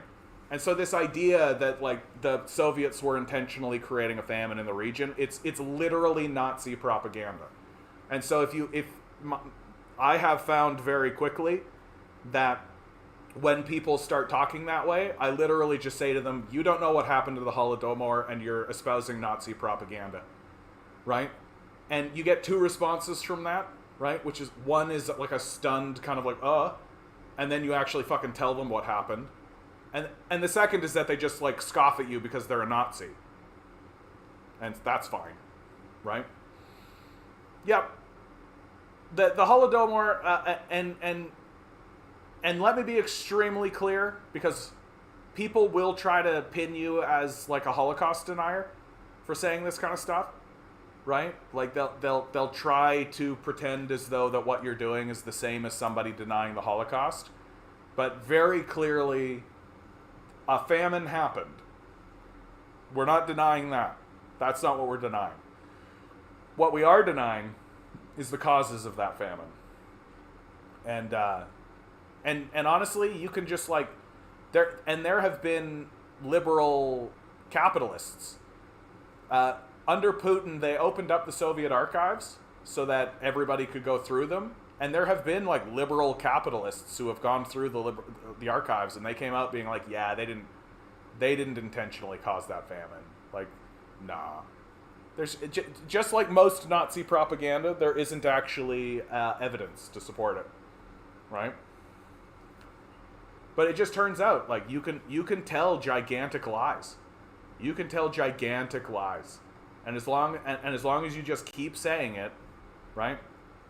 Yep, Dust Bowl happened in the United States. People died. And look, famines happen, you know? Like, not every famine is this, like, Machiavellian, and then we'll do this. It's like, more often than not, it's like we're trying our best, and shit just fucking happens, and now we're dealing with it, right? And, like, if you... And I mean, you want to take a look at what an orchestrated famine looks like. You're looking at the, like, Bengali famine. That's what you're looking at. You're looking at the famine that the British Empire did against the people of Bengali. That's what you're doing, right? Or the Irish potato famine, right? There's another really clear example of a famine. Well, the Irish potato famine was slightly different because that was like a famine that set in, and then the British just made it fucking worse, right? But and anarchist, I think when it comes to famine, right? Like, there is such a thing as just like oopsie-doo, right? Like, oopsie-doo counts. Like, this is a very, like, complex system. Like, ecosystems are very complex and very difficult to manage. And so sometimes you do shit, and sometimes it goes wrong, and it is as simple as that. And I don't really demonize people for this. I demonize people if, like, when I read literature that says starve the Irish to death, I go, yeah, that seems intentional. But when it's like, we're trying a new irrigation system, you know? Yeah, they gotta demonize communism because it's a direct response to all these colonial atrocities. Yeah, that's right. And that to me, I think that, like, right now there seems to be a money famine. DJ paradigm shift. I haven't seen you in a long time, bud. Good to see you. A money famine. Yeah, that's a fun way of putting it.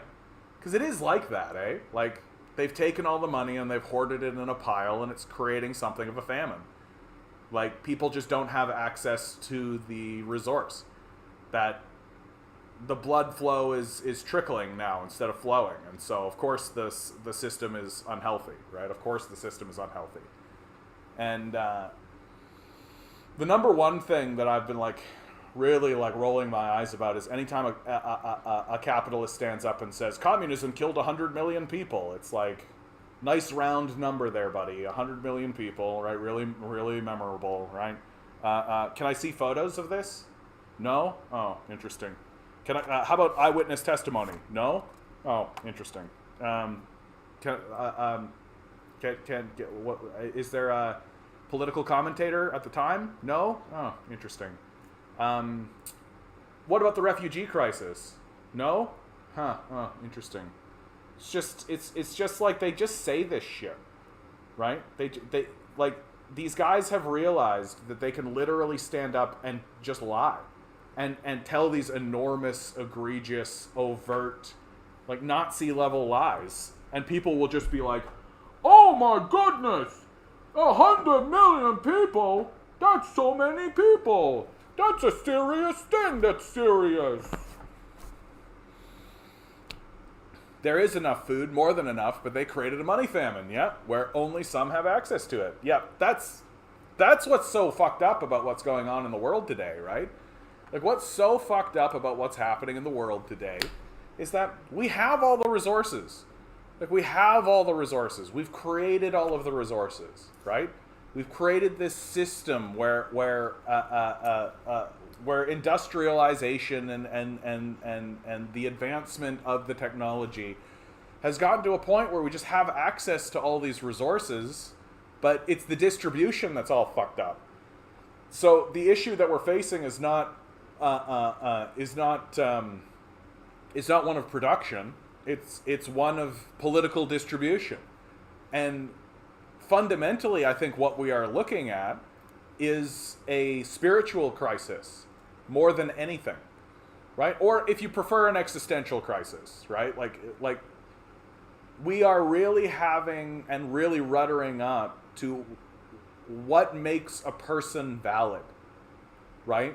How do people show that they are valid? What is the validity of a human being? And that question, or that contemplation, is ruddering up against, like, white supremacist genocidal imperialism, right? And ruddering up against a system that says, if you don't sell yourself into slavery in a capitalist system, in a wage slave system, you will starve. And people are beginning to recognize that that's invalid. And I actually go so far to say that every human being is valid. That it's the system that needs to show its validity, not the human.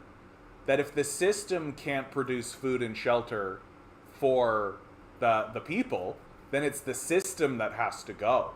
Whereas the neo-fascists that exist today, right, your Shapiros, your Crowders, all of this, your Petersons, their position is that you have to justify yourself to the system.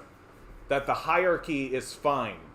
That you need to validate yourself to the hierarchy. And the opposite is obviously the case. That if the hierarchy refuses to provide food and shelter, and even more and more fail to provide the opportunity to get food and shelter, which is exactly like what this picture is showing you, right? Then the hierarchy and the system is invalid, and you don't need to follow it, believe in it, obey it, right? You don't need to do any of that. What the only reason you need to respect it is because of the violence that it can inflict upon you. That's it. And we should be perpetually pushing towards a system that insists, first and foremost, that housing, food, water, air are human rights. Basic human rights. That if anybody withholds those things from you, they should be regarded as criminals. Right? Just as if a person were to take you and hold you underwater, right? They would be regarded as a criminal. Well, if a person throws you out onto the street and says you can't have a house even though there's plenty of empty houses, and says that you can't have any food when there are piles of food that they throw away, and says that you can't have clean air while they pollute the air, and says that you can't have drinking water while they pollute the drinking water, those people should be regarded as criminals. And we're really facing a system that has criminalized itself. That is essentially saying, if you try to fight back against our criminal activities, then we're going to throw you in prison. So the system itself has become a criminal system. And the only way that we're going to be able to change it is by getting rid of it. Like, we're not going to be able to reform this. Like, that's just the hard truth of it. That the crime bosses and the criminals that own the society will literally kill people in order to keep them from attaining power through the system. That, like, what do you expect from a system that was created by literal slaveholders and monarchs? It's just like how it is. Communism killed 666 billion people, but don't pay attention to the residential school because that happened a long time ago, even though it coincided with the existence of the USSR. Yeah, dude. No, never pay... Evil is externalized. Never pay attention to our own crimes. Right? Like, if you were to ask me, like, hey, John, why are you a communist? Right? Like, when it comes to, like, debating a capitalist apologist, if they start to bring this stuff up, like, I don't actually debate them on this. I don't actually talk to them about the Holodomor. I don't actually talk to them about the 100 million figure. I don't attempt to show them the truth of this. I literally say, look, man, according to your rules, right, it is picking the lesser of two evils. Okay? And if I just accept the worst case scenario of anything you have to say about communism, it's still a better system than capitalism. And the only reason you're still defending this system of capital is because you don't know anything about it. That you want to be a communist, learn about capitalism. The more you learn about capitalism, the more you'll realize that communism, even under your worst case scenario, is the superior system. Because it's a choice between the lesser of two evils, according to you. And that's just straight up the truth, right? So 100 million people, oh, fantastic, right? So you got the nuking of Hiroshima and Nagasaki, World War I, World War II, the Civil War. Now, let's not go back that far. Let's start at just the beginning of communism, right? So you got World War I, World War II, like the nuclear bombardment of Nagasaki, right? Vietnam War, the Cambodian War, the perpetual bombing of Laos. You got the wars throughout the Middle East, right? You got the coups throughout South America, throughout Latin America, throughout Africa, right? What are some of the other incredibly crazed atrocities that the United States is 100% guilty of perpetuating, right? And the more you go down the line, the more you realize, 100 million is actually extremely small in comparison to what the United States gets up to, in comparison to what the fucking capitalist empire gets up to, right? If you actually compare the two of them, you realize pretty quickly that, 100 million, that's the worst you can do? Oh, okay. You're not even very creative then. Communism sounds great on paper, but in practice, it usually gets overthrown by a CIA coup. I love that kind of quote because it's like 100, you're like setting it up. You're like, communism sounds great on paper, but, in practice, it usually gets couped by the CIA. Any thoughts on starting a communist ministry on shortwave? You're all about that, Radio Halifax. You really want me to set up like a shortwave radio system, eh? You really want me to get on like ham radio. And I'll be here, I'll be like, breaker, 9834, here, Canadian Commie here. I'm bringing you the truth from the Imperial Core. Breaker. Yep, Russian Civil War, World War I, World War II, Chinese Civil War. That's what's so fucked up, is that, capitalists will literally be like, well, the Chinese were trying to build their society and succeeded, incidentally, but while they were doing it, a whole bunch of people died because they were so dumb and incompetent. Meanwhile, they just, ignore that World War II was a capitalist war between capitalist nations. If you just ignore World War II completely, just don't even pay attention to World War II. Didn't happen, doesn't matter, irrelevant, right? Just ignore the fact that Hitler was a capitalist, right? Ignore the fact that Mussolini was a capitalist. Ignore all that, right? You can just, USA.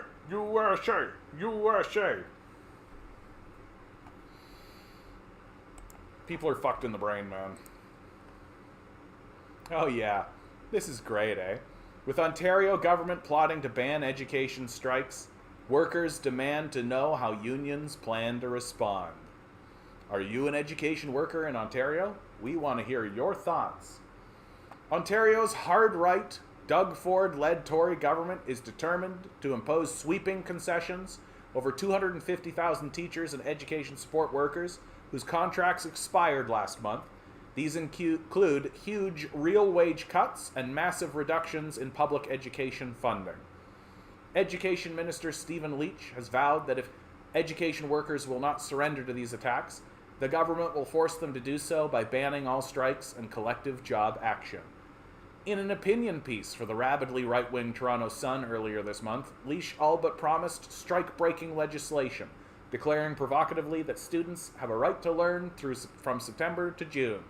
This from a minister of government who insists on prioritizing corporate profits over human lives during the pandemic has led to 7 waves of mass infection and the deaths of over 14,000 Ontarians.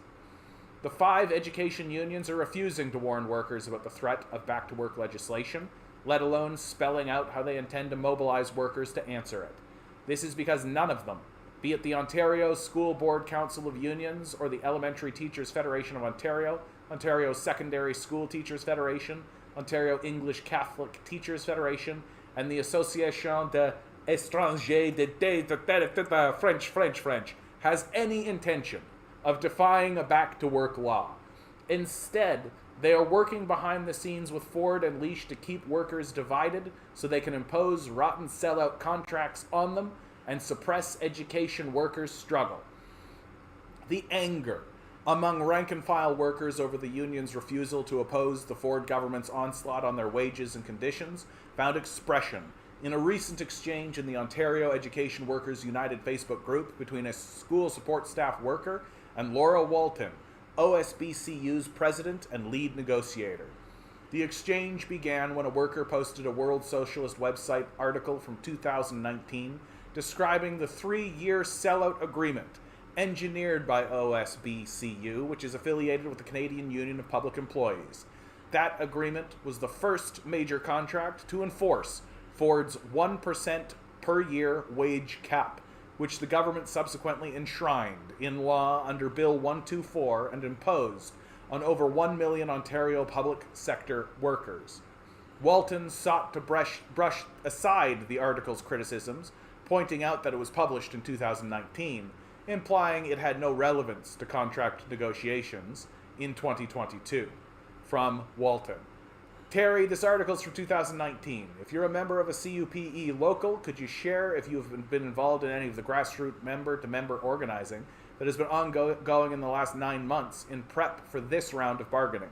Has there been a work site lead who has had any of the conversations with you around what the workers are fighting for, offered you an opportunity to help you with the fight, spoke about why Vote Yes campaign and what the fight looks for workers? If you do not want to speak publicly, I'm happy to connect as well. The workers rejected this, writing in response, I posted the article about the 2019 sellout, over which you, Laura Walton, presided, because the predicament that support staff and teachers now find themselves in is directly connected with that betrayal. Moreover, the CUPE leadership and the teachers' unions are today leading us down the same blind alley, as they did in 2019. The various unions are each pursuing their own strategy, dividing workers in the face of a ruthless, right-wing government employer. The worker then posted a series of questions to Walton, the most important of which was, Leash and Ford have all but publicly announced that they intend to illegalize worker job action to ram through a concessions-filled contract. What does CUPE plan to do to mobilize the membership and workers more broadly if and when the government arbitrarily strips us of our democratic rights as workers? Walton described the workers' query as the million-dollar question, but refused to provide a direct answer. The best she could offer was a vague commitment to the need to organize CUPE educational workers and the broader labor movement in general. The worker replied by underlining the meaningless character of Walton's answer before posting an alternative perspective and strategy for rank-and-file workers. You say that not only do we need to organize CUPE education workers, but CUPE workers in the broader labor movement in general, against the Ford government. But what does this mean concretely? Will CUPE, with its hundreds of thousands of members nationally, urge education support workers to defy anti-democratic strike-breaking legislation? Will the OSBCU leadership use its access to the media and large social media following to explain the threat of back-to-work legislation and advocate for a broader political struggle to defy it that embraces all workers whose wages and conditions are threatened by Ford, who views our contract as setting a benchmark for savage attacks through the public and private sectors? This is the course of action I will be fighting for, because we are not satisfied with general phrases about the need to organize that are never translated into a real mass mobilization to stop Ford and his big business backers undermining our wages and working conditions. In the course of this exchange, Walton claimed that the OSBCU leadership had no power to accept the 2019 sellout agreement, and that it had only gone along with the deal because there was insufficient worker power to fight back. In response, the worker argued, in your reply to me, you suggest that the OSBCU leadership had no control over the 2019 contract, and that the union was too weak to take on the Ford government, stating that there was not the organizing or worker power built to fight back. This distorts what really happened. When you announced the agreement just hours before we were due to go out on strike, but you described it as a great result. More importantly, the OSBCU was the first major union to accept the wage-cutting terms of Bill 124, which wasn't even codified into law when you agreed to it. At the time, there was mass anger among hundreds of thousands of teachers, as well as many more public sector workers in health and social services to this draconian law. A powerful strike by us could have served to galvanize this opposition and spearhead a fight to defeat Ford's plans.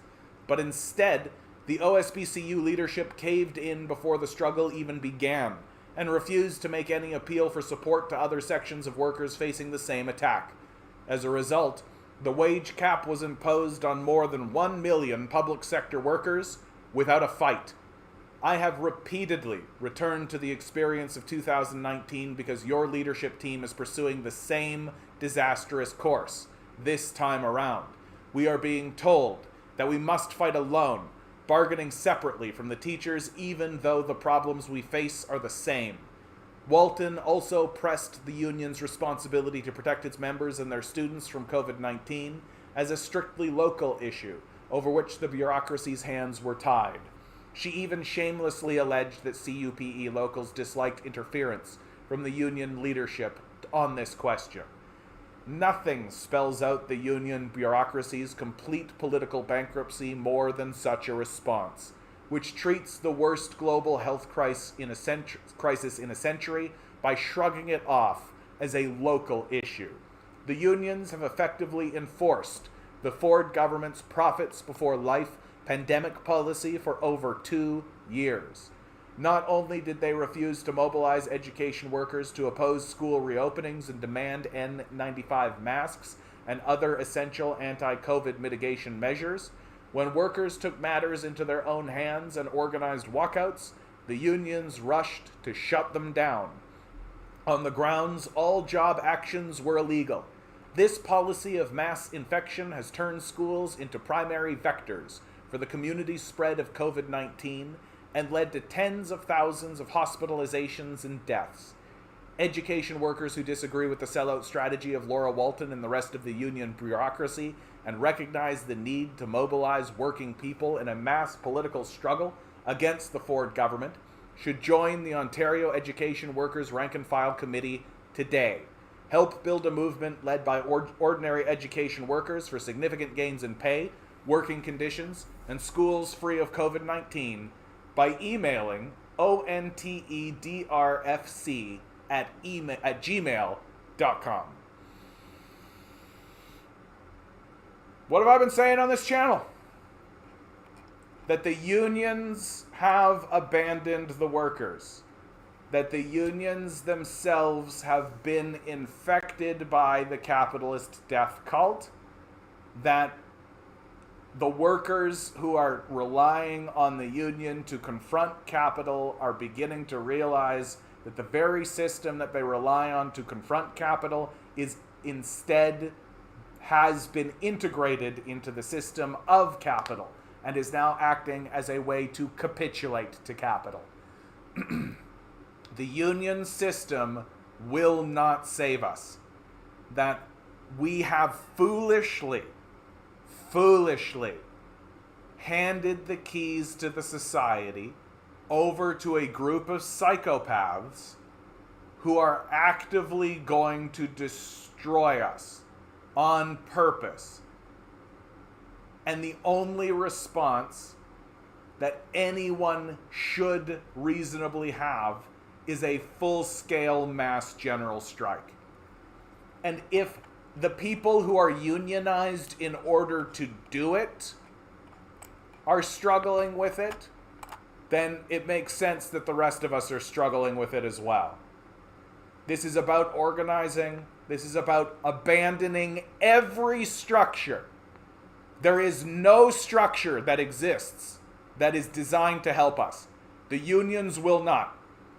The electoral system will not. The courts will not. The Senate will not. The churches will not. The media will not. All of these structures are fraudulent and corrupt and need to be replaced. Not reformed, replaced. And I'm more or less of the opinion that anybody who is involved in them is corrupt. We simply cannot trust them. This is what's happening in Ontario. People are beginning to recognize how dangerous Doug Ford actually is. That he's obviously a psycho. His goal is to privatize the healthcare industry. His goal is to destroy the public sector and to privatize it. That's the goal. Because the idea is to extract as much wealth from the society as possible and then abandon it. That's the strategy. Did I get the text you sent this morning? I think I did. I don't remember. I was very tired this morning. I'm basically going right to bed after this, dude. I'm going right to bed after this. I'm fucking tired. I am fucking tired. In the meantime, Canadian law professors are speaking out in support of Palestinian human rights defenders. I'm not going to read the whole article, but it is worth commenting, right? The conclusion. We urge the government of Canada to immediately demand that Israel rescind the October 19 order and restore the ability of Al-Haq, Adamir, DCIP, the Union of Agricultural Work Committees, and the Union of Palestinian Women's Committees, and the Bison Center for Research and Development to carry out their work. We also call upon the Government of Canada to ensure that the donor community is able to maintain its support for these organizations in order to allow them to continue their vital work. Israel's perpetuating a genocide with our help, right? Like, with our help. We know they're doing it. We know we're doing it. Like, this is the audacity of the Western power structure, of the death cult, is that they're literally committing a genocide that anyone can see. It's obvious. It's been so extraordinarily well documented by now. Like, and it's you don't even need to cobble anything together anymore, right? Like, a lot of the times I feel like I'm something of a cobbler, that I'm like taking sources from here and I'm taking kind of stuff and I'm like crafting a narrative. And so I've got like I put up a board and it's got like a bunch of papers attached to it, and I'm just basically being like, okay, so this happened, then this happened, then this happened, then this happened, then this happened, and I'm like creating a narrative, right? Like a little bit like Charlie from you know the meme. You guys know the meme. Charlie is Always Sunny, and he's like, except it's actually like solid and uses real sources, not like fucking hand drawings. But when it comes to the genocide that's going on in Israel, I mean, this is literally all you need. I understand. If you watch Gaza Fights for Freedom and you walk away from it still thinking that there isn't a genocide happening in Israel against the Palestinian people, you're a Nazi. Hard line, right? No gray area. Like, literally, like, oh, like, boom, you are a fucking nightmare Nazi. Simple as that. So if you can spend an hour and 23 minutes and 57 seconds watching a film, right? It's been done. It's been done for you, right? And while we have like a concrete expose like this that exists in the world that reveals our obvious genocide that we are completely perpetuating, forget about the concentration camps along the Mexican American border. Forget about the border wall, right? Forget about the Yemeni genocide, right? And then America has the absolute temerity to point to any other nation and be like, you are the one doing a genocide. It is you. That's tenacious. That requires a bravado, right? Cojones. And it does tell you how effective the CIA propaganda system has become, right? It does tell you how effective the propaganda structure of the West is at just completely silencing and like lowering just a wall, like the cone of silence from Get Smart, where it just like goes over their head, and you can't hear anything. It's just dead silence from everything outside of it. And that's essentially what's fallen over the West. There's just this cone of silence where they're not willing to take the biggest step And the biggest step would be the full-scale scrubbing, right? Although they definitely exploit crises in order to do it, right? Like, they've scrubbed Chris Hedges several times, right? They've done all kinds of things in order to try to blacklist people, like Julian Assange, Edward Snowden, right? Like, we know what they're up to. It's obvious what they're up to if you actually take a moment and look at it.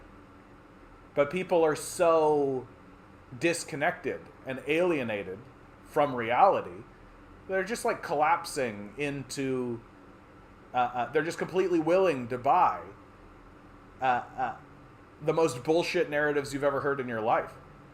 There's this kid I work with, he's currently reading 1984, and I'm just like, fuck.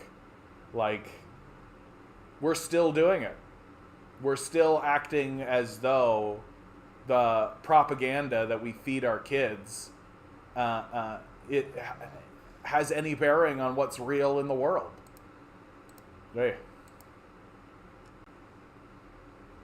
I love this headline. Canada's inflation rate cools to 7%, but food prices are still climbing. What? Inflation went down, but food prices are still climbing. What? It's almost as though they're jacking prices. It's almost as though they're using their monopoly power in order to exploit a working class, in order to extract as much wealth as they possibly can out of the society before abandoning it. Like, it's almost as though it's a structure. Whoa. Yeah. 1984, an Animal Farm required readings in English class in high school, as I remember. Yeah, big fucking shock, right? Yeah, you had to read, like,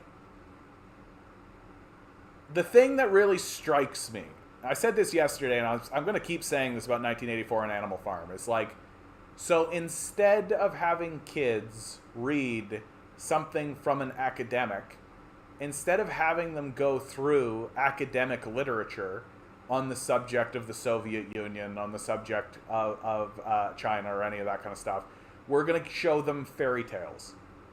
Like, this is the quality of our education. This is where we're at. That instead of actually having an adult conversation about a subject using, like, facts and shit, right? We're just going to have you read a story about pigs and cows. Like, that's where we are.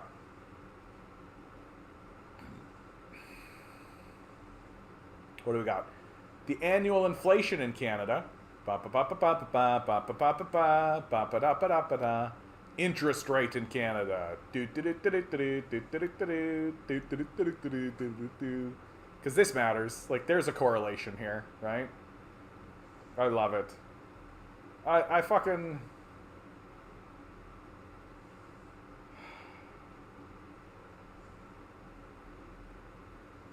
The OECD has Canada heading into a recession, right? Which, let's be honest, is going to be a depression.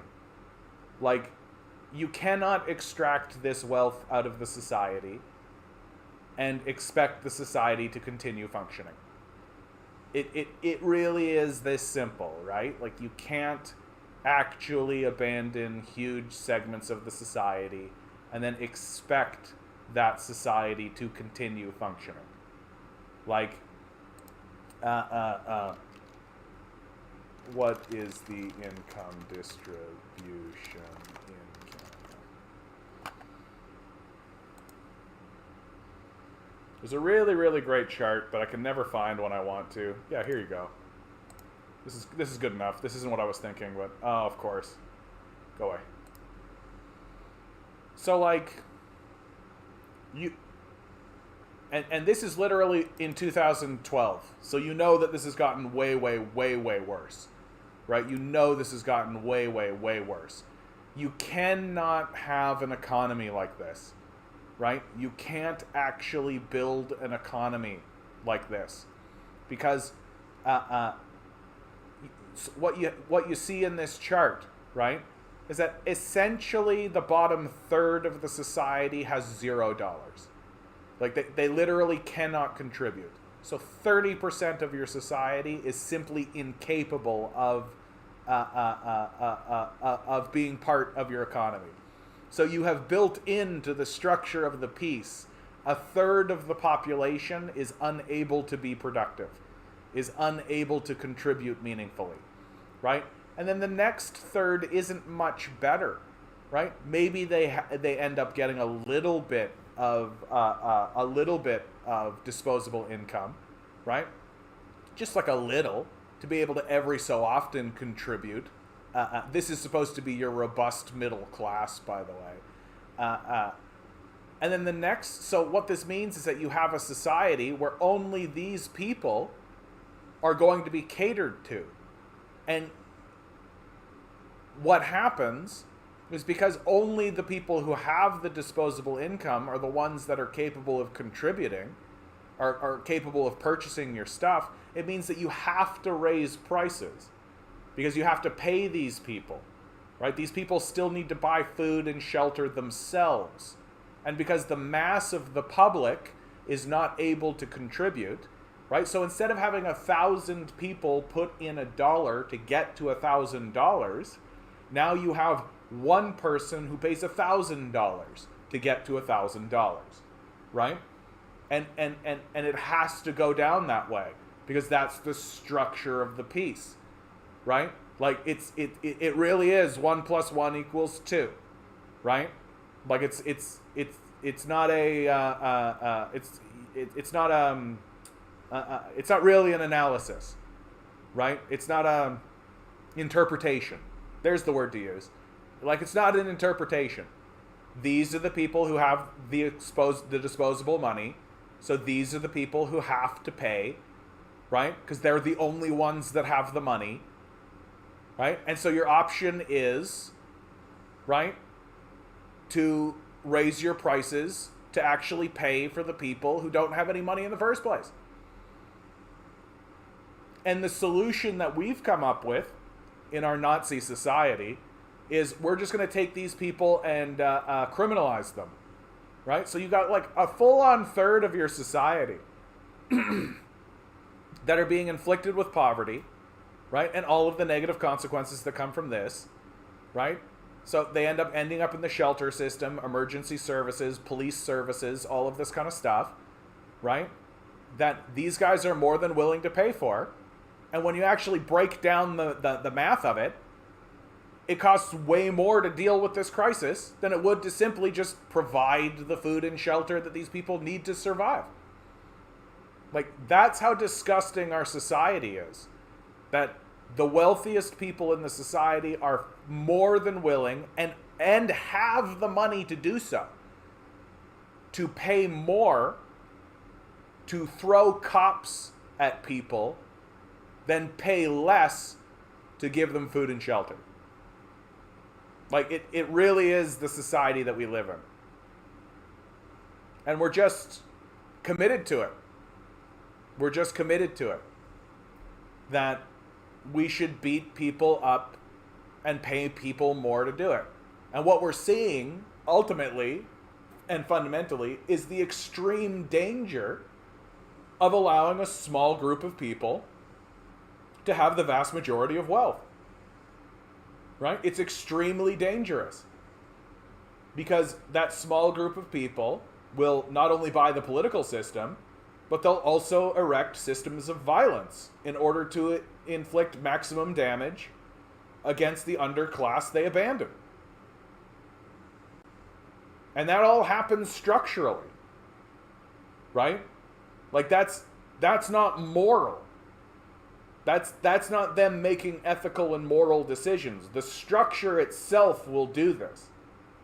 Because the structure was built by monarchs.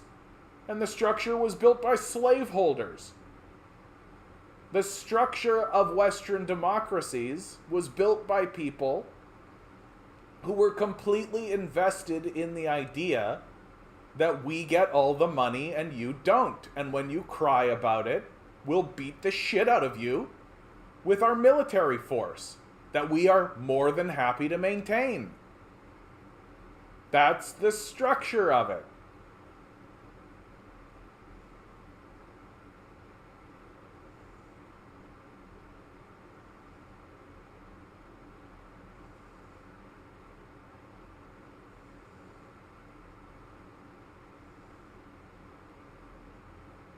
sometimes it just seems so fucking easy, you know? Like, that's the thing that I think is so funny about all this. Like, there was a moment in American history when Keynes was walking around, right? When Keynes was walking around, you had a strong labor movement and all this kind of stuff. They started to build an economy that seemed to work, right? It was a little glimmering moment when capitalism actually said, oh, you know what? We can do ethical capitalism. We can do this kind of thing. We can distribute wealth and make sure that everybody, we can have the American dream. We can have all that kind of stuff, right? We can do it. Sure, here it is. Hooray, right?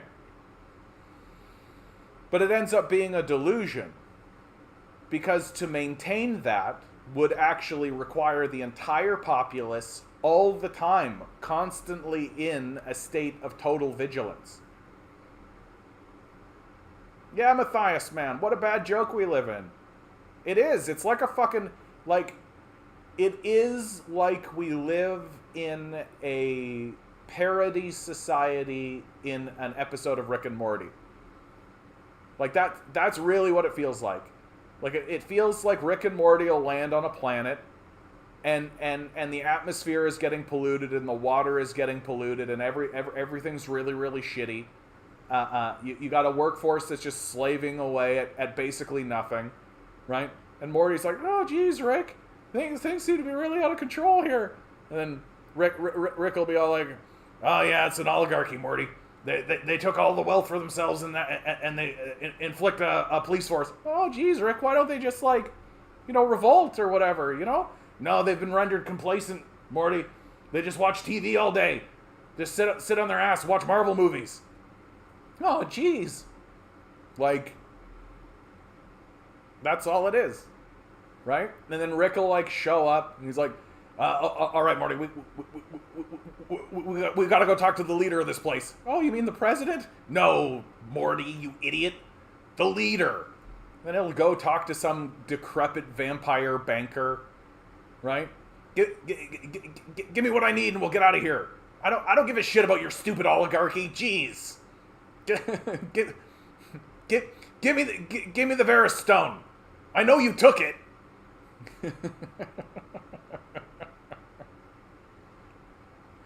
Like,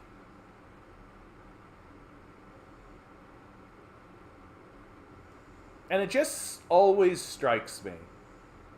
It always strikes me like it would be so easy for us to not be like this. Like, it takes so much more energy. It takes so much more energy and so much more dedication and strength to maintain this fucking oligarchy. To maintain this just, like, absolute demand, this insistence that we have a small group of people who own most of the assets. And I think the most corrosive aspect of it, right, it's not just the poverty. Like, the poverty is certainly corrosive, right? It's not just the war. I think the most insidious aspect of it is that the populace has to ask permission to be creative. That human beings are the manifestors of meaning. That we manifest our meaning and we manifest our desires. We manifest our dreams. We can create things of our own accord, and we can imagine that that's the case, and through our imagination we can manifest things from the abstract into the real. But the system of capital insists that if you want to be able to manifest from the abstract into the real, you have to seek the permission of those who own the means of production. Because if you can't convince those that own the means of production, then you can't actually manifest it. And so what we have done in this system of capital, genuinely, is we've put a cap on imagination. That people are not allowed or permitted, without the express permission of the owners of the society, to imagine anything other than the system of capital, or what the system of capital permits. And we know, we are going through a period of Dadaism. I've been saying that I'm expecting it to come, but I'm steadily beginning to realize that no, that's where we are. We're in the period of Dadaism right now. All of the art that's being produced is nonsense. It has no merit, no meaning, there's no moral story to it. It's a series of pictures and art, but it's extremely creative within that bandwidth. That what is being created is extraordinarily creative in the Dadaist sense. And I think I just mentioned Rick and Morty, and I think Rick and Morty is exactly a case in point. Just a constant barrage of highly creative ideas and highly interesting concepts, none of which that even attempt to confront the system of capital directly, but succeed in showing you how deep the creative imagination of humanity actually is, and that we can have these array of imaginative ideas. And if that's what we can do in the nonsense, absurdist space, what can be done if we actually overthrow the gatekeepers, as Pierre Poilievre would call them, overthrow the people who are preventing us from manifesting from the abstract to the real, and start applying that human creativity and human imagination into how to improve the material conditions of the citizenry. Because why are we not able? What is preventing us from manifesting an improvement in the material conditions of the citizenry? And we should instantly reject arguments like, that's utopian, that's unrealistic, that's too difficult. Because what we are fundamentally asking for is things that have already been done elsewhere. That we're supposed to be the greatest country on the planet, and we're getting trounced by people who live in Europe, by the Chinese, and more, the Russians and the Indians. So don't tell me it's unrealistic or utopian. We can absolutely build a high-speed rail system. It absolutely can be done. Why isn't it? What is preventing us from moving forward on that? And it is that our society has been capped. Our imagination has, on purpose, been constrained and bottled and put in a little box and barriered. And we're allowed to be expressive and creative as long as it doesn't confront the ownership of the means of production directly. As long as it just remains glittering lights and pretty abstract pictures that are fundamentally harmless to the capitalists in a direct sense. And in fact, the capitalists view them as positive because they can extract further wealth for it, while simultaneously distracting the the proletariat.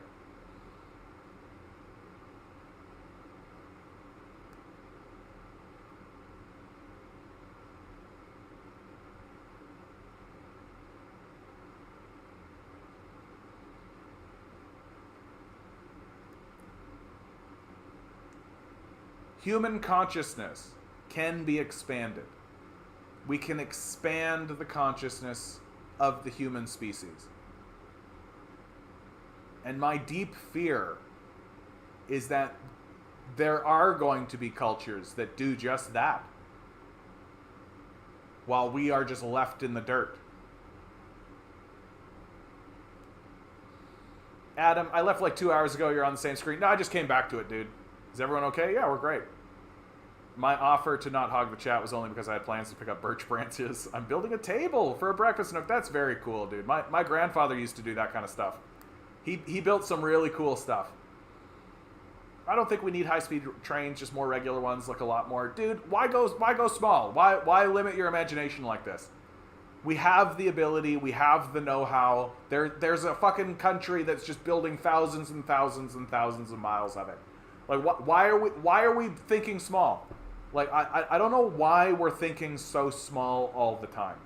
Like, we're constantly putting ourselves in this position where we're pretending as though it can't be done, and it obviously can be. Like, it obviously can be. Like, we can obviously build this stuff, right? And how do we know? Because there's a fucking place that's doing it. There's a fucking place that's doing it like crazy. Ugh. Disabled people are not allowed to get married without being penalized, yet their benefits are reduced if they get married. Yeah, it's fucked up. No, dude, it's completely fucked up. Like, we live, like most of the laws that exist were made by fucking monarchs and slavers, right? And, like, of course they're gonna be like, how can we commit eugenics against the disabled class without actually making it eugenics, right? Like the maid system. Like we're in, like, a soft eugenics moment. Where, like, oh, you're disabled? Well, we got to make sure you're not in the blood pool, right? Like, it's 100% what's going on. Like, it's 100% what's going on. I'm so fucking tired of dealing with, like, absolute apologists for this system. Like, I no longer am willing to give capitalism the benefit of the doubt, because it's proven that it's incapable of anything except extreme violence and generating just crazed lunatics, right? Just absolute crazed lunatics. Like, you can critique figures like Stalin all you want, or Mao all you want, but they weren't, like, crazed lunatics the way that people like Hitler were. Like, capitalism is a system that is generating, and forget about Hitler, like people like Grant, right? Like some of the Confederate slavers, right? The system of capital is generating absolute crazed lunatics. Yeah, the rent is too damn high. Absolutely. Like, absolutely. It's so fucking crazy what's going on with the rent. If you're in good standing with your landlord, go out of your way to enforce all your rights, fix this, fix that, make them send until they want to get out of the biz, be rude to the manager, etc. Yeah. I'm in, like, a corporate-owned kind of jig, right? And the super that they have is just this really grumpy Romanian woman. And just, like, dealing with her is kind of like pulling teeth, honestly. Even though she's kind of nice to me, like, she's not mean to me, but, like, I just don't like her, honestly. And I don't know, I don't have anything to fix in my apartment. My sink kind of wiggles. I got a kind of wiggly sink. But outside of that, it goes actually pretty well. Yeah, and what's so fucked up about this conversation is that, like, it's not like the working class is asking for a lot.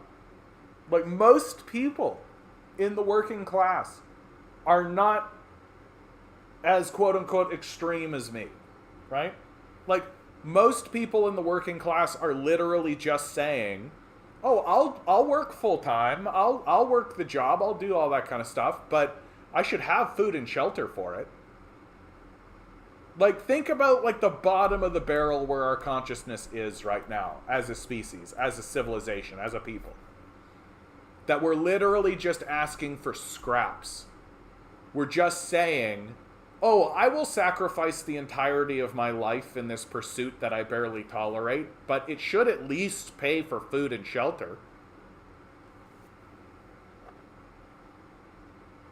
And every single, at least once a week, one of these capitalists come out and says something that just completely reveals how much they despise us.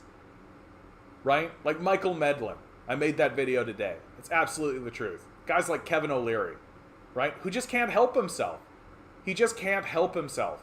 He has to remind you constantly how much the capitalist class absolutely despises you.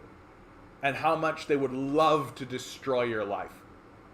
And you listen to people like Jeff Bezos. You listen to people like Elon Musk. They despise us. Like, it's not that they look at us and think and are differential. They hate us. They hope that we suffer. It's very clear and obvious. And they're constantly reminding you of it. Constantly. Because they can't help themselves. And we're here going, yeah, I should get the bare minimum. I should work my life away for these guys and just get food and shelter, and that's, yeah, fuck that. Like Jesus Christ. We're so fucking weak. Like, we're so fucking weak. Like, we should be eating these fucking people alive. It's unbelievable. Yeah, most LGBTQ plus people did want the right to get married, but they've capitulated themselves from other civil rights groups, the anti-war, anti-capitalist group. Yeah. Right? That seemed to be the concession. Like, the capitalists are more than willing to oh, you want to be a lesbian, you want to be gay, right? You want to be black, trans, like you want to be two-spirited, like what minority group, you want to intermarry, you want to do all that, because absolutely, show up to work on time though. Right? You're still showing up to work though, right? Like, that's what's happened. And there's no guarantee that any of that's going to stick. Right? Just wait for these Republicans to get in. See how quickly all of that disintegrates. Right? There's like a little part of me that's kind of just like, man, let's get this balkanization on with already, man. Like, that'll be crazy, eh? Can you imagine if, like, Texas actually does secede? That'll be fucking nuts. Just like, because if Texas secedes, like the way that the electoral system works in the United States is that if, let's say, California were to secede, you're basically saying there will never be a Democratic president ever again. And if Texas were to secede, you're essentially saying there will never be a Republican president ever again. And so, if Texas were to secede, the South will soon follow. Because there's no reason to be part of a union if you can't get representation in ever. Right? It's the only argument that makes sense to me for why the United States would not balkanize in the end. That the power structure has worked too hard to create this illusion of balance amongst the populace, so the ball will pass back and forth. And if you tip the scales too far in one direction, well, then you disincentivize the one group from participating in the project. Right? But that, everything I just said sort of assumes that the ruling class is sane and rational. And we know they're not. Like, we know they're not. These guys are nuts. Like, they've lost the thread.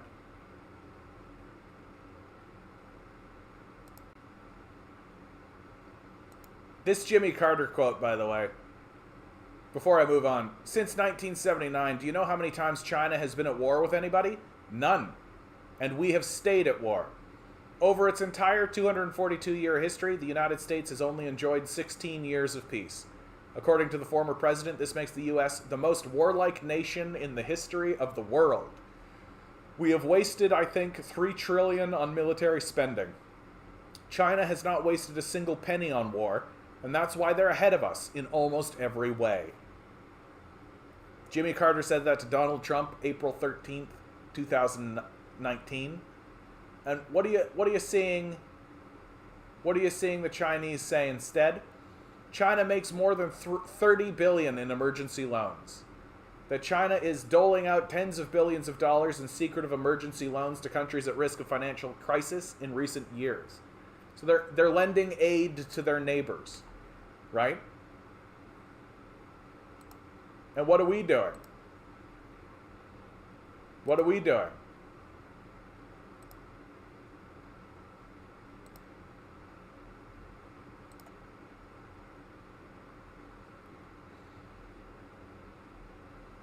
Pivoting to the Ukraine war, I think this is actually big news.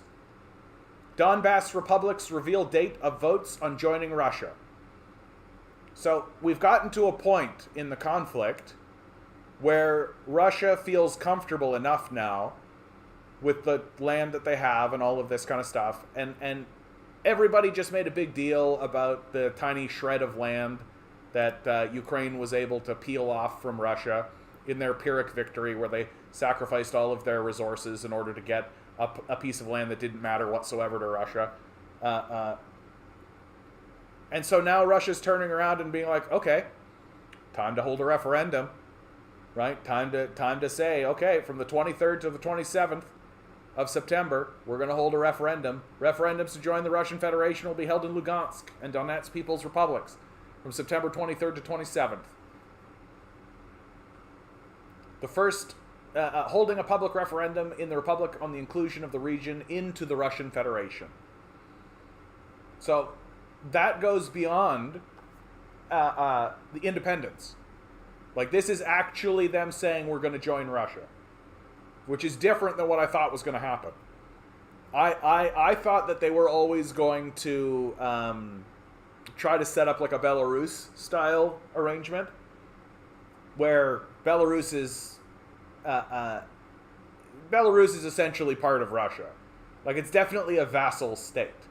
I thought that the DPR and the LP and the LPR would set itself up to be a vassal state, but looks like they're just straight up saying, no, we'd like to join Russia. We'd straight up just be part of Russia, please.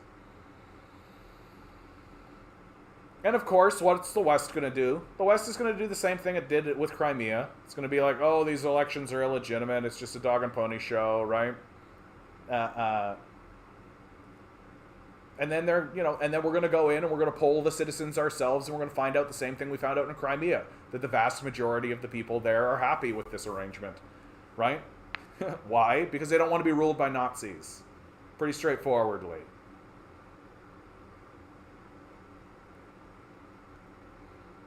Yep, in February 2022, the Kremlin recognized the Donbass republics as independent states.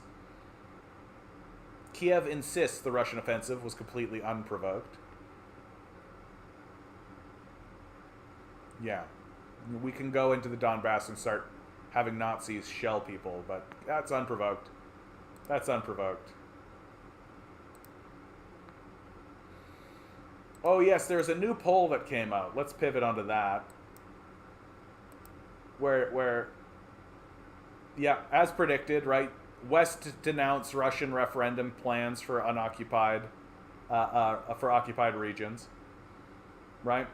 Russian installed leaders in occupied areas of 4 Ukrainian regions set up plans for referendum. Russia can do whatever it wants; it will not change anything. Ukraine's foreign minister, just delusion, just fucking yeah. Russia could do what it wants; it won't change anything. Right.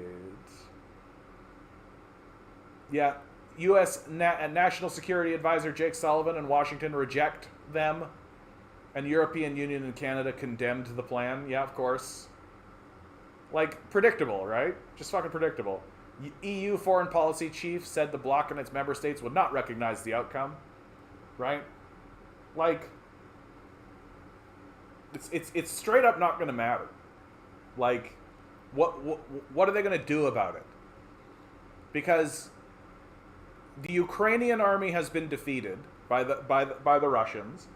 That the only fighting forces that remain in the region are NATO forces at this point. was listening to a Scott Ritter interview, and he pointed this out pretty clearly. And the second he said it, I was like, oh yeah, that's actually right. That the Ukrainian force, the Ukrainian military, like if it was literally just Ukraine versus Russia, the war would be over. But this recent offensive, where they sacrificed a whole bunch of resources and troops in order to get like a little shred of land in a Pyrrhic victory, that wasn't done by the Ukrainian forces. That was done by NATO forces, right? And so Russia has defeated the Ukrainian army and is now fighting the NATO army and looks to be defeating it as well. And so now it's just setting out to make concrete that it's war goals. And it doesn't need the West to acknowledge it, because what's the West going to do? And while this is all happening, Russia is training up a new batch of troops, right? To get another fresh army into the field, right?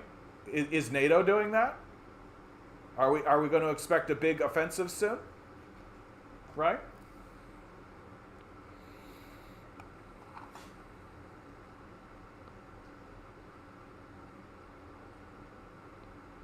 I'm worried that Ukraine will get stupid and attack its soon to be officially recognized land of Russia by Russia and get some violent rude awakenings. Yeah, like, I mean, I feel like we are seeing just the beginning of an unfolding series of conflicts.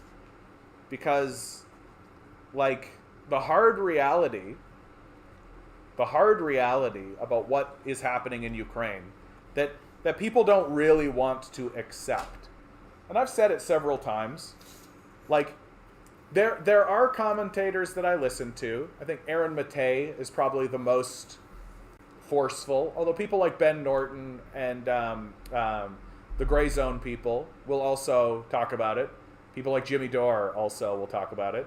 Where there are Nazis, right? The Azov battalion exists, right? And those Nazis have been integrated into the military. Everybody knows that they're Nazis. We've seen, I think my favorite is that we keep getting pictures of Zelensky taken, and his bodyguards are literally wearing Nazi symbols, right? They keep putting it up on Ukrainian social media and taking them down once they realize it, right? And it just keeps happening. It just keeps happening. And so what's happening structurally in Kiev, and this is something I haven't heard any other commentator actually say. And so you heard it here first, folks. Ukraine has to become a Nazi state. It can't go any other direction. And that's been done systematically now. That's been done. It's no longer cultural. It's structural. It's built into the law of Ukraine. That your options, like they've banned all leftist parties, anyone to the left of right wing. And that includes the official leaders of the opposition, by the way. That's the official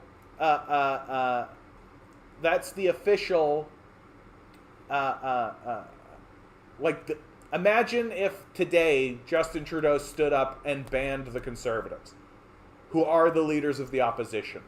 That's exactly what Zelensky did, right? He's banned social democratic parties. He's banned communist parties. He banned 11 parties, right? So what does that leave you with, right? Well, that means that your most left-wing party in the parliament is the ruling party, which is a right-wing party. And so what does that mean if anybody wants to go to the right of that? That means you're in Nazi territory, doesn't it? And seeing as the ball generally goes back and forth, we're setting ourselves up to see the rise of a Nazi party in Ukraine. And I don't think it's avoidable at this point. Well, that's not true. There's one way to avoid it. One very clear way to avoid it. But if we just allow it to unfold, if we just let it move through, what we're going to see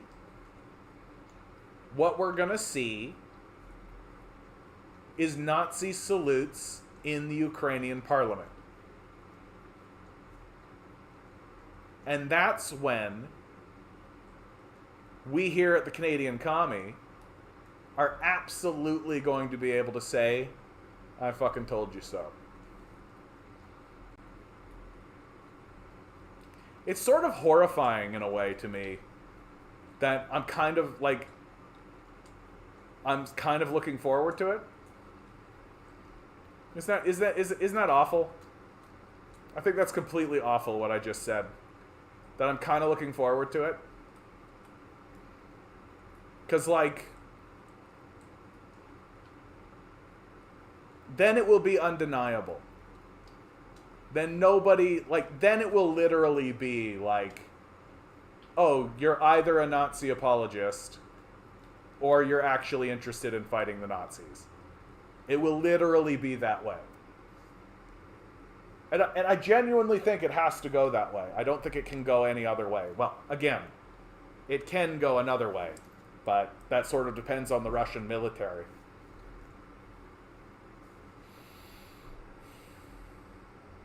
Donetsk, Lugansk, Kherson, Zaporizhzhia.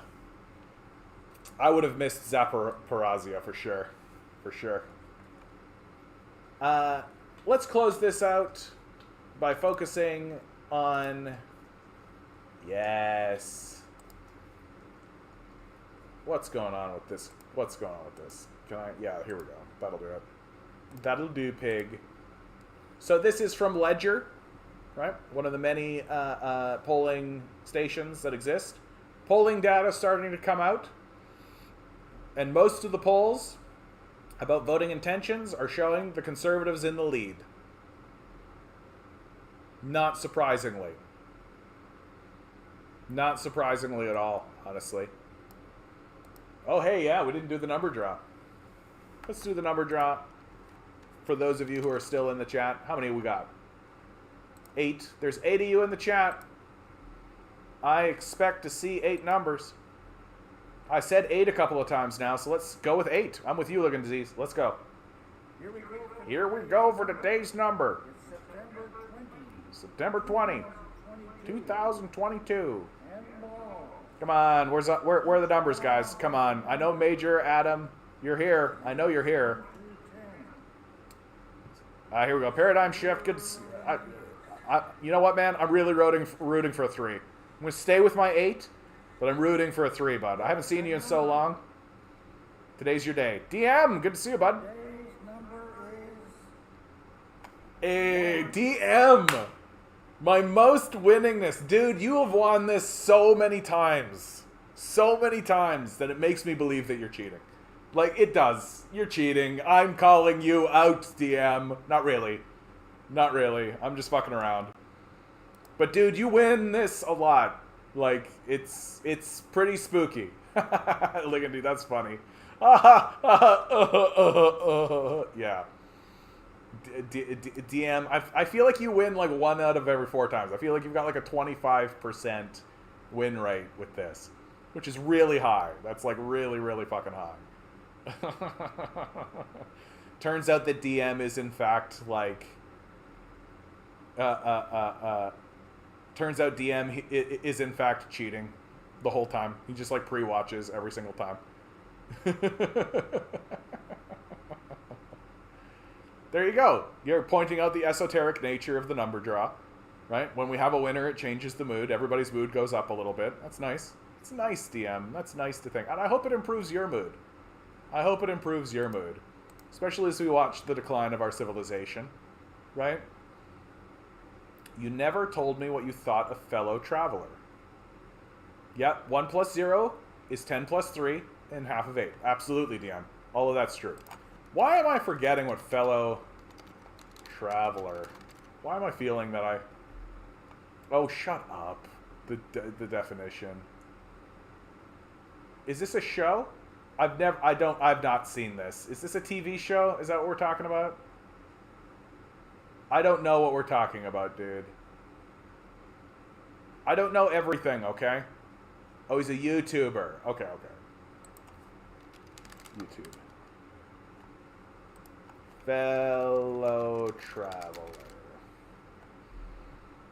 Yeah, I definitely don't know who this guy is. He looks good to me, though. I gotta tell you. Ben Norton exposes mega communism. Why socialists should support LGBT.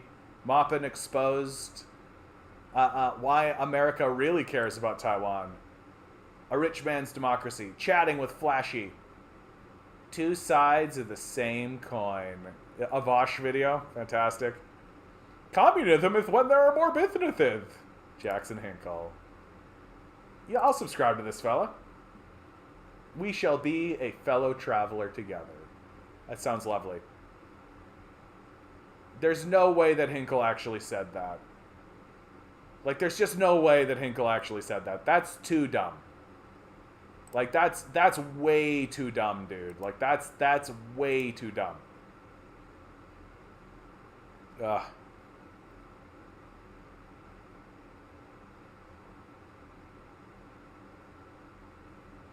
Conservatives in the lead.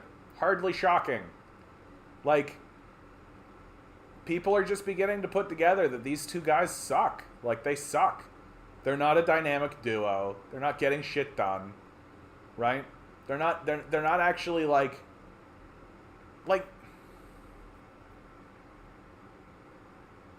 I think that the populace is just recognizing that we don't trust these guys in a crisis. Like, the liberals have essentially fumbled the ball on the climate crisis, right? They talked a big game and have delivered fuck all.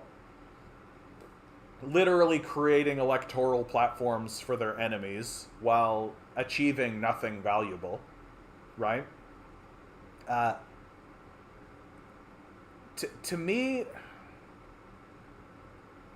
like, the NDP right now, I've said this a couple of times, and I always feel like, I always get this sense in my chest that I've got to be, like, delicate when I say this. But, like, the truth is that Canadians are not going to vote for a guy in a turban, dude. Like, the people who are voting for Jagmeet Singh, those are the people who are willing to vote for a guy in a turban.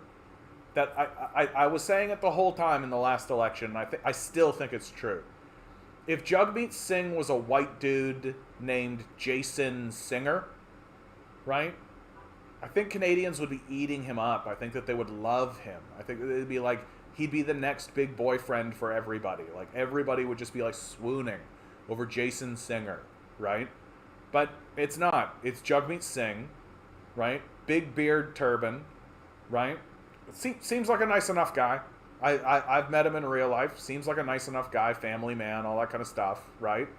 But, like, and he's talking about taxing the rich. He's talking about the corporate windfall tax.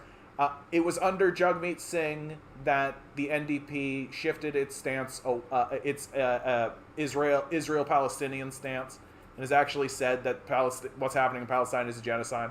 But that's not nothing. You know, like, I think it is important to acknowledge the real things that are happening within these parties. But the truth is that the mass of the populace is not going to vote for a man in a turban. It's not going to happen. And it is going to become a smack in the face for the NDP. They are going to realize it after this election.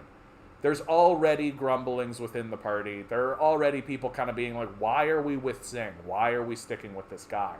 Right? But there is an idea in the NDP that they want to stick with Singh. That there's a respect of the collapse after Mulcair, right? And a rebuilding needs to happen. But if Jagmeet Singh can't deliver in this next election, and I think the only thing that saved him in the last election was that nobody made any gains, right? There weren't really gains anywhere. And so everybody just kind of stayed where they were. And I think that really saved Singh in the last election. That you could kind of, oh, well, okay, like, hand on the wheel, everything's sort of fine. But after this next election, if there, I'm sorry, not if, when there are no gains for the NDP, right? When the NDP doesn't make any significant gains, Jagmeet Singh's gonna go, man. And I think maybe the best case scenario for the NDP is that they might become the leaders of the opposition as the Conservatives take power. That could happen. Because even in the last election, they were projected to win some more seats before everybody decided to kind of stay as they were. And I feel like the next election is going to be a real fight. It's going to be a real fight. It's going to be really interesting to see. Yeah, they're already putting out attack ads. Yeah, here's the NDP one. Right? I'm not gonna. It's just stupid music, right? The music is literally just like, just what the NDP always do. He's not in it for you. He's a friend of big business and the corporate elite. He's received big contributions from those who have profited off the housing crisis. He's voted against making CEO pay what they owe. He's voted against the minimum wage. Twice. Pierre Poilievre, he's not in it for you. But here's the thing, man. Like, these ads didn't work for Andrea Horwath in Ontario, right? She got completely shellacked, right? These ads don't work. They straight up, they don't work. Like, the people who know about this kind of stuff, right? The populace has gotten so skeptical of all of this and so cynical and nihilistic about all of this that the people who know, and they're not going to support, they weren't supporting Poilievre in the first place, and the people who don't won't be convinced, right? Like, they will say, of course the NDP would say that, right? So they're not convinced, and it's not convincing. Because what people want now is they want ideas and they want solutions. They want ideas and they want solutions. They want to hear what you are going to do for them. And Pierre Poilievre completely understands that. Pierre Poilievre isn't releasing attack ads and going after the Liberals or the NDP, right? Because he doesn't have to. Because the results are apparent. Because what's happening is visible. You can see it in the streets. You can see it in your workplace. You can see it all over your society. And Pierre Poilievre is standing up and saying, I acknowledge that things have gone wrong. And here are my incredibly terrible ideas to solve it. But you compare that to what the Liberals and the NDP are doing, where they're saying, we've got our hand on the wheel, continue trusting us. And the populace is going to say no.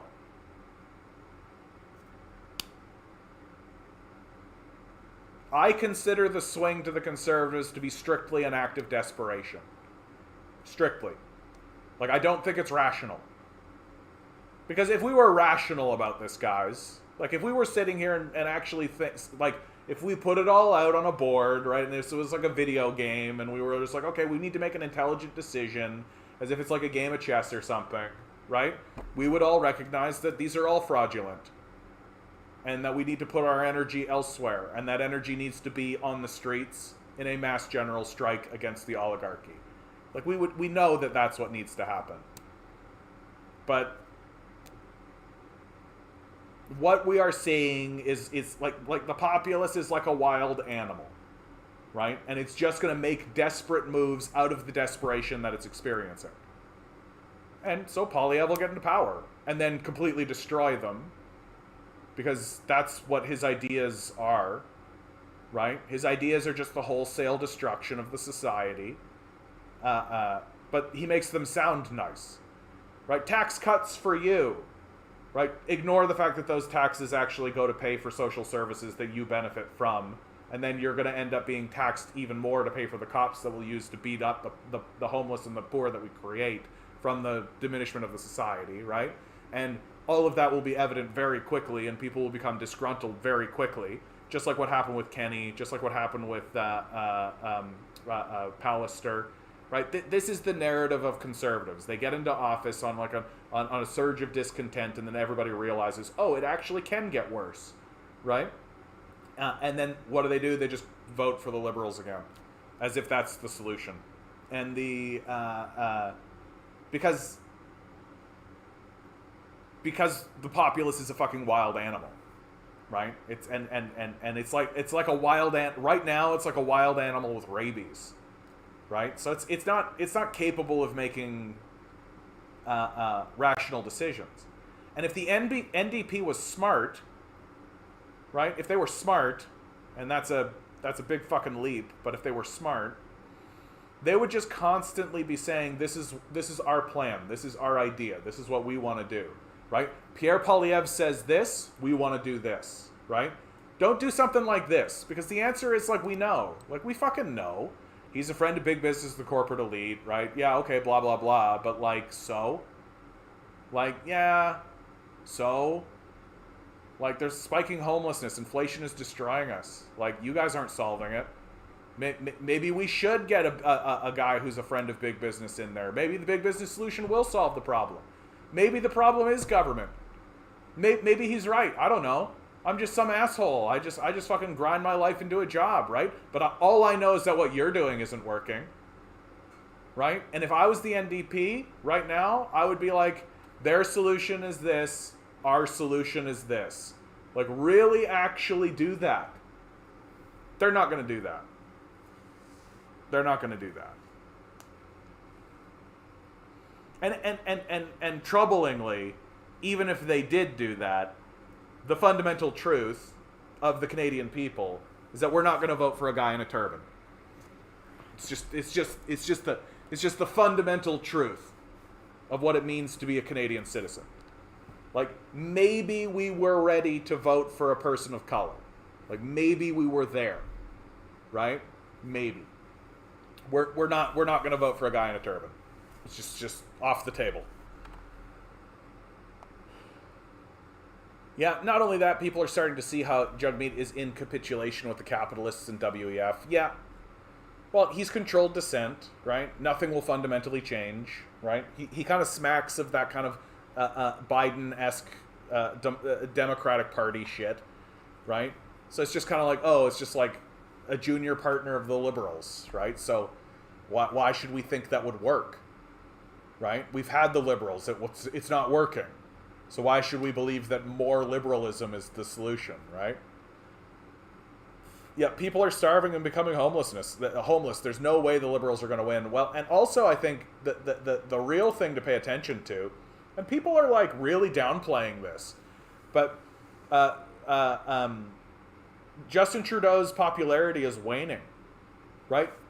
For most of his time, it's been sort of a static line where there's been two lines that sort of ran parallel with one another, where it was likability and unlikability, right? And those two lines just kind of like were at par. And the populace, it was essentially split 50-50 for a long time, years and years and years. It's just like you either really liked him or you either liked him or you hated him, right? You loved him or you hated him. And if you get into it, you realize that the people who like him just are kind of like, yeah, he seems okay. And the people who hate him are like, fuck this guy. But that's fine. So that line basically ran like this for the longest time, right? Well, now it's doing this, right? It's doing this, where the unlikability is going up and the likability is going down, and it's basically for the first time. Like, if I'm running the Liberal campaign, I'm terrified of that, because people are seeing through Trudeau. The act is falling apart, and Pierre Poilievre's act looks real shiny and new and good, right? Like, if the populace is a wild animal, right, with rabies no less, like a wounded, rabies-filled, crazed wolf, right? And it's look at who's going to help me, who's going to help me, who's going to help me. Well, choice number one over on the left is Jagmeet Singh. Big beard, turban. I'm just like, as a white supremacist, as a white supremacist society, Canadians are afraid of that. So they're not going to go that way, even if those are the best solutions, right? Because, I'm sorry, we're a white supremacist society. We're not going to go that way, right? The other option is more of Justin Trudeau with his floofy hair reading cue cards and his failed policies that don't work. And, in fact, for many of the people in the society, he's the one that wounded them, right? So he's the guy that's actually wounding them as far as they're concerned. And then they're going to turn over here and they're going to see, like, nice put-together haircut. Looks like Milhouse. Fine, we can live with Milhouse. With the glasses and all that. The suit. And he speaks and he's like, everything's going to be fine. Everything's going to be fine. All you got to do is come over here, right? And those are the choices. You got Justin Trudeau being like, everything's going to be fine. Just come over here. And more he just sounds like a psycho. More and more he just sounds like just come over here. Everything's going to be completely fine. Yeah, right? I think the populace is going to swing to the right. I think it's time. People are tired of the Liberals. They don't trust the NDP. They certainly don't trust Jagmeet Singh. Although what's so funny is that anytime anybody asks in a poll, people are like, yeah, I like him. Right? But what's happening, obviously, is, yeah, I like him. Click. Not going to vote for him.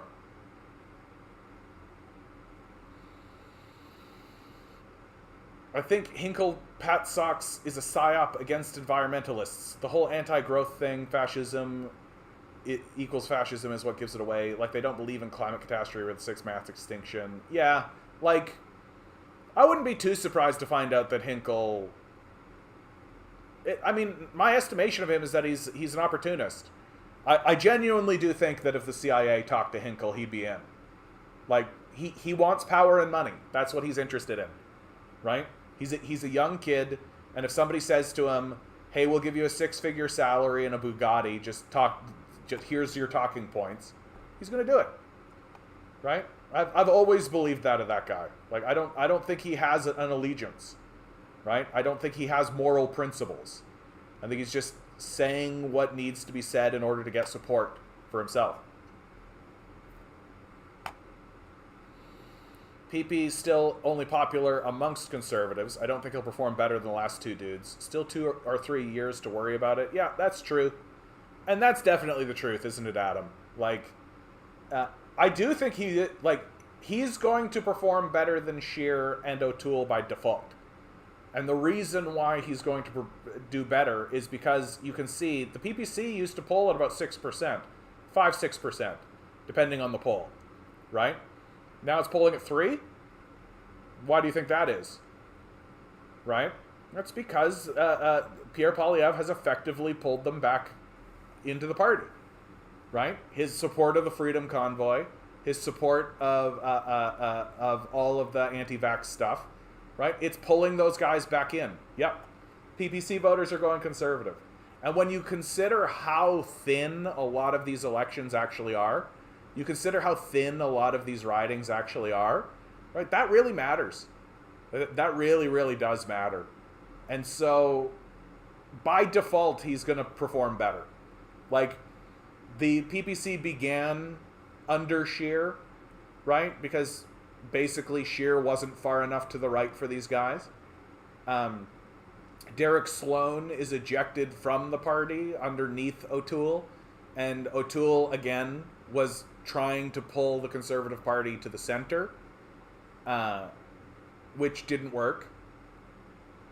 The electorate was unconvinced, for good reason. Like, I don't know why we'd ever believe that was true, you know? And so in many ways, Poilievre, like, what's funny about Poilievre and what's funny about his ascension is that I really do think the populace is actually kind of pleased with the idea that, oh yeah, he's on the right. He's not trying to be a centrist. He's on the right. I like that about him. He's being honest. He's not trying to bullshit me. Like, people, it's funny how people think about politics, and it's funny how people react to politicians and things like this. That they can ostensibly look at a guy like Poilievre, disagree with his policies, disagree with him, but still respect him and still think that he would be a good prime minister and that he might be worth supporting even, simply because, well, he's not lying to me, right? You see this with Donald Trump a lot, right? Like, people respect that Donald Trump's not fucking lying to them, even though he does all the fucking time, right? But he's willing to admit and willing to be honest about things that politicians have typically not been. And so it creates this kind of odd sort of ambiance of honesty, right? And Polyev does the same thing. That's why I've been saying this for years. You guys can go back all the way on my live streams every time I talk about Polyev. What have I been saying about Polyev this whole fucking time? I definitely called that he was going to be the leader of the Conservatives. I was saying keep your eyes out for this guy, right? Way fucking back. Even when O'Toole was the leader, I was saying this of Polyev, right? Why? Because he's the most effective liar. And Canadians always vote for the most effective liar, right? That's the reason why we'll never vote for Singh, right? Because he's wearing the turban and because he's got the big beard, right? We don't trust him. So he's an ineffective liar from the outset, right? We voted for Trudeau because he was the most effective liar. He told an enormous lie to us and we all bought it. Electoral reform. He completely bullshitted us on that. And he was effective at bullshitting us on that. Immediately abandoned it the second there was even the most modest pushback on what kind of system was going to be put in place. Sheer ineffective liar. Right? Just trying to put lipstick on a pig. O'Toole, ineffective liar. Right? In many ways, O'Toole was telling the truth. He was just trying to like gussy it up and make it as nice as possible. Right? I respected it, but the electorate doesn't. Not an effective liar. Polyev, extremely effective liar. Extremely effective. He knows exactly how to do it. And the populace responds. And when we get Polyev in office, right, it's going to be like this perfect storm of nonsense, right? Like, hopefully, here's where it could get really devastating, right? This is how it could get really devastating for Ontario. Because if you have a Polyev federal government, right, conservative government, with a Ford conservative premier, right, in Ontario, you're basically privatizing Ontario. That's essentially what's going to happen. It's going to be a disaster. I mean, I already think Doug Ford has been a disaster for Ontario. Like a total disaster. Like, I think you got to really reach pretty far back to see a worse premier than this. Who's just decimated the economy, who essentially looked at what the Liberals were doing and just gutted the shit out of it. From the climate change perspective, he's been the worst thing that has ever happened to Canada. Forget about Ontario, to Canada. But canceling 700 climate change related projects, like you've got to be a complete and total Luddite to do that, even from an economic standpoint. Oh, you're taking the future of the economy of Ontario and destroying it before it can even get started. GG. It's over. Just GG. It's over. Like, it's finished. Like, and Ontario's not going to fucking recover. It's only going to get worse. Right? As they begin this extraction process. And so if Ford is still in power when Polyev comes to power, the extraction process is just going to ramp right up. They're just going to ramp it right up. Because Ford fundamentally knows what his role is and knows why he's in power. He's in power to extract wealth and to create systems of extraction. That's what he knows he's doing, right? And then the Liberals come in, and what do? They maintain and negotiate those systems of extraction, right? That's why you ended up with like the gas plant scandal, the McGuinty gas plant scandal, right? Because he negotiated and maintained the extractive systems, right? He didn't dismantle them. He negotiated with them.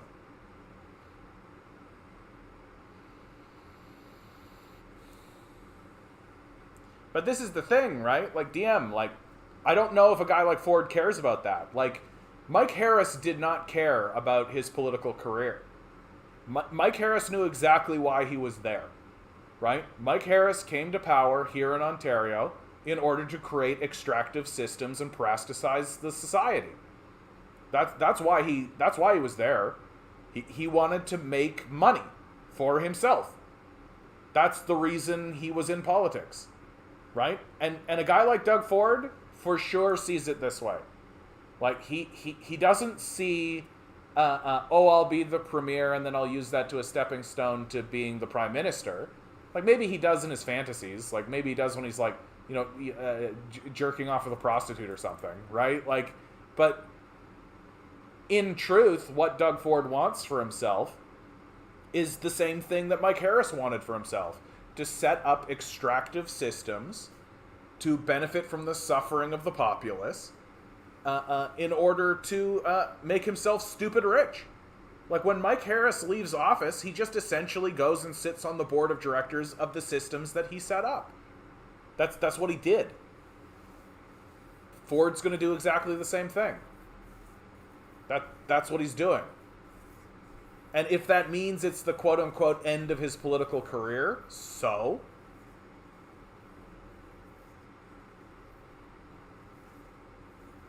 Like, the guy's, like, going to be a multi-millionaire. He doesn't give a fuck. Like, this is a grift. And when he goes and he sits on the board of directors of the extractive systems that he has, he's going to be the guy that the Liberals negotiate with. Right? So how is it the end of his political career exactly? Because the Liberals aren't going to stand up and say, we're going to dismantle those systems. Right? That's not what Liberals do. Conservatives come into power, dismantle public systems, erect private systems. Liberals come in, maintain those private systems, and negotiate with them. That's what they do, because they're allies. They work together. And then when the Liberals leave office, the Conservatives invite them to sit on their board of directors. That's what happens. Because they're allies. And so, Jack Reed. Have I ever seen Jack Reed around? Dude, I'm way over time.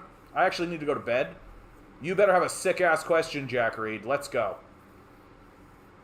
You can always interrupt me when I talk about this, because this is my, like, number one talking point about how the Liberals and the Conservatives are allies and work together under the system of capital to maintain control over the society. It's like the number one thing I talk about.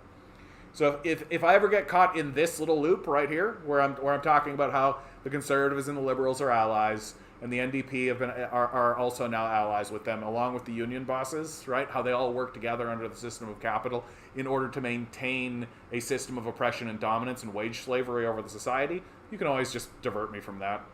That's totally fine. No, I'm very curious about what Jack Reed has to say, mainly because I don't think I've ever seen you here before, bud.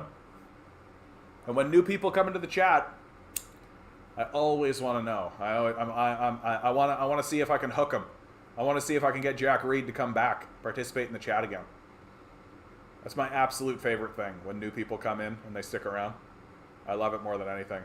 It's really sad when people leave, you know? I remember Ruth from the real early days when I was first doing this. Ruth, if you're out there, Ruth, I still think about you. I thought you were a real swell lady. Bumble Guppy, Loaf, right? From the early days. I still think about you guys. Do you have thoughts on the question of the primary contradiction in Canada? Settler colonialism or monopoly capitalism? That's not the primary contradiction in Canada.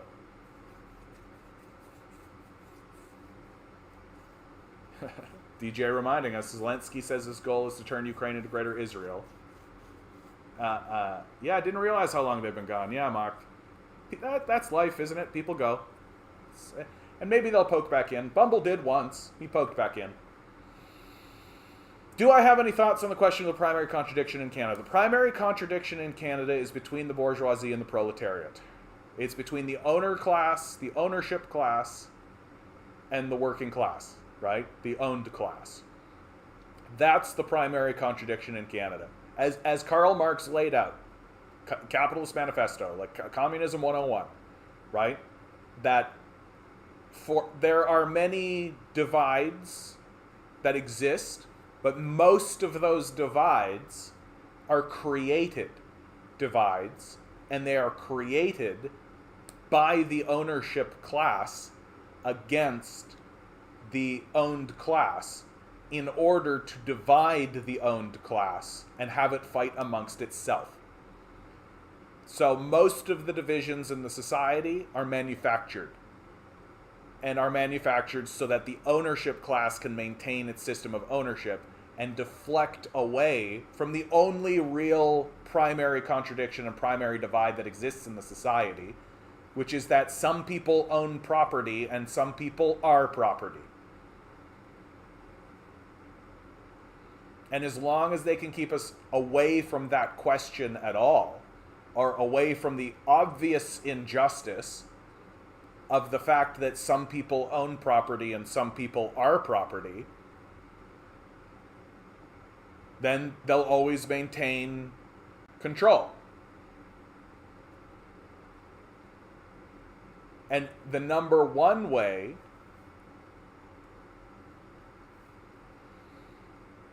I shouldn't say the number one way, but one of the most effective ways for them to maintain this system of slavery, which is capitalism, is by making people love their slavery. That's probably the most effective way to do it. That if you wake up every single day, go work a job, go home, watch your Marvel movies or whatever, right? Maybe go out to the pub every so often, and then on the weekend you like have a little party or do whatever it is you want to do for those 2 days that you've been permitted to have those days, and then you just keep going on that thing and you love it, and it doesn't fill you with existential dread, and you don't feel like you're wasting your time, and you don't pine for an artistic life. You don't seek an internal a discovery pattern. You don't really care to learn anything about yourself or your environment or your society or your culture or the universe. You certainly don't seek a path of self-discovery, right? If you lack all of that drive and you're just happy waking up, doing the capitalist job, watching the stupid movies that they make for you, getting drunk or high every so often, and just stay on that treadmill until the day you die, right? Then you're the most effective slave. That's the most effective slave, is the one who's happy with his slavery. That, because such a slave would never even attempt to imagine another system, would never even attempt to think to themselves, something could be different than this, because I'm happy with this, right? And how do you create such a person? Well, you start by making them as dumb as you possibly can. And how do you do that? You put them through an education system for 12 years that makes them stupid. You don't introduce them to art or literature that matters, like Animal Farm doesn't count, right? You have them despise learning, right? You have them despise reading. You have them really learn to hate anything that has ever been created before in the past. You certainly don't introduce them to anything with the intention of having them love it, right?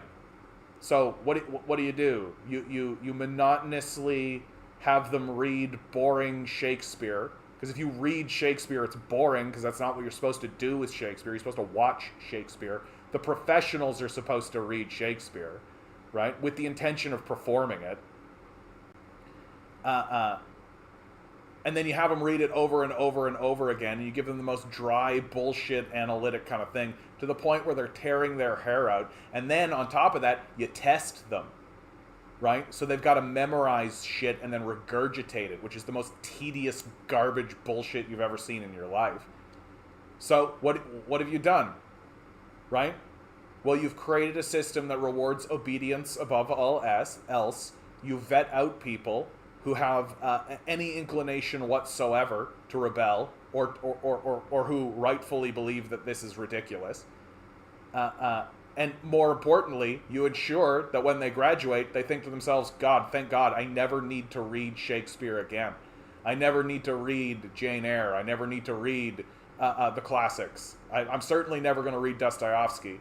I'm certainly never going to even bother, like, watching a silent film like Charlie Chaplin. I'm never going to actually pursue and investigate any artistic thing whatsoever because I've associated that with tedium and drudgery. Which they've done completely on purpose. Completely on purpose. It's trauma. Absolutely it is. And so when you get out of that, and you get told, and so what happens, the most effective people, the people who are the most effective at dealing with that drudgery, right? Well, they get the highest paying jobs. So you reward people who can deal with drudgery with a simple life of just wake up, go to work, drive around, right? That's why you have the phenomenon of the midlife crisis. That's what the midlife crisis is. It's a person who has been put on this worthless treadmill of total drudgery, turns 40, feels the creak in their joints, has the dawning realization that, oh, I will die, that I am mortal, that that's not something that happens exclusively to others, that I am also part of that system. Oh, what is this system that I am in? What have I done with my limited amount of time? What am I doing? Wait a minute, this is drudgery. There has to be more to life than this. Is this all there is? And so they have a midlife crisis and take the money they've piled in a corner doing this drudgery and go buy a fancy car, divorce their wife, have an affair with some younger woman because they don't know what to do. They don't know what life is for. They don't know what life is about. They don't know how to pursue anything.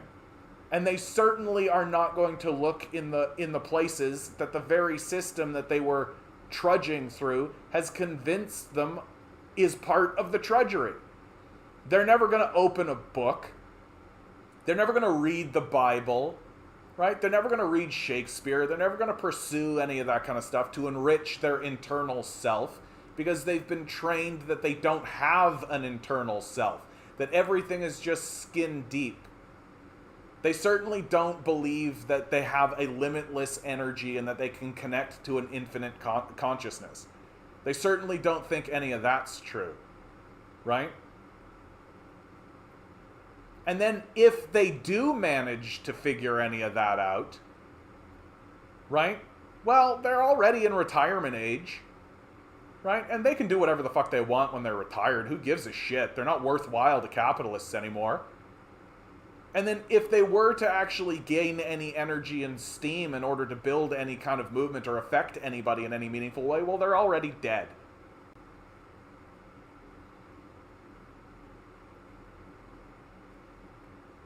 And all of that is built on purpose by a class of owners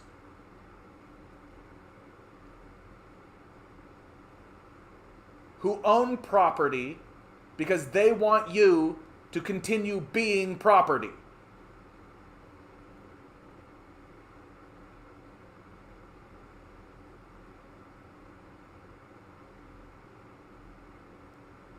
That's the primary contradiction.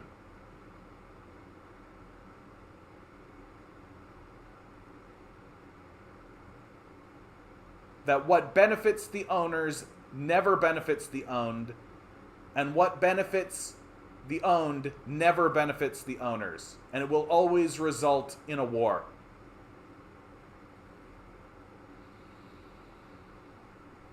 Thanks for answering my question. It's a line struggle. We're locally working through it. I'm always looking for other Canadian communists' perspective on it. Thanks, Jack Reed. I hope you're doing well out in the world, bud. Let us know how things go, okay, bud? Let us know how you're organizing and what are you doing. Because I will outright admit that the weakness of this channel, the weakness of what I do, is that it's not locally organizing. Find your local organizations. Connect with local organizations. My struggle in finding local organizations is that the organizations that I find often organize when I am working. And that it's become very difficult for me to find a group that doesn't organize on the weekends. And it makes sense that groups would organize on the weekends, right? Lots of people work during the week and then have the weekends off. I don't. In fact, it's exactly the opposite. I work on the weekends because I work in the service industry and I'm goddamn good at it, right? And even if I didn't, I'd be working in the theater. And again, I work on the weekends. So continue organizing locally. Organize with socialistaction.ca is a great place if you want to find a group. But don't organize with the NDP or the Liberals or the Conservatives. All right, guys, we've reached the end of this one. Always remember, each and every one of you is a quantum being walking around in quantum energy. The billionaires are spending hundreds of billions of dollars to ensure you'll never realize it. You'll just stay the good little commodity they need you to be. Revolt. Rebel. Repent. Good luck. We're going to need it.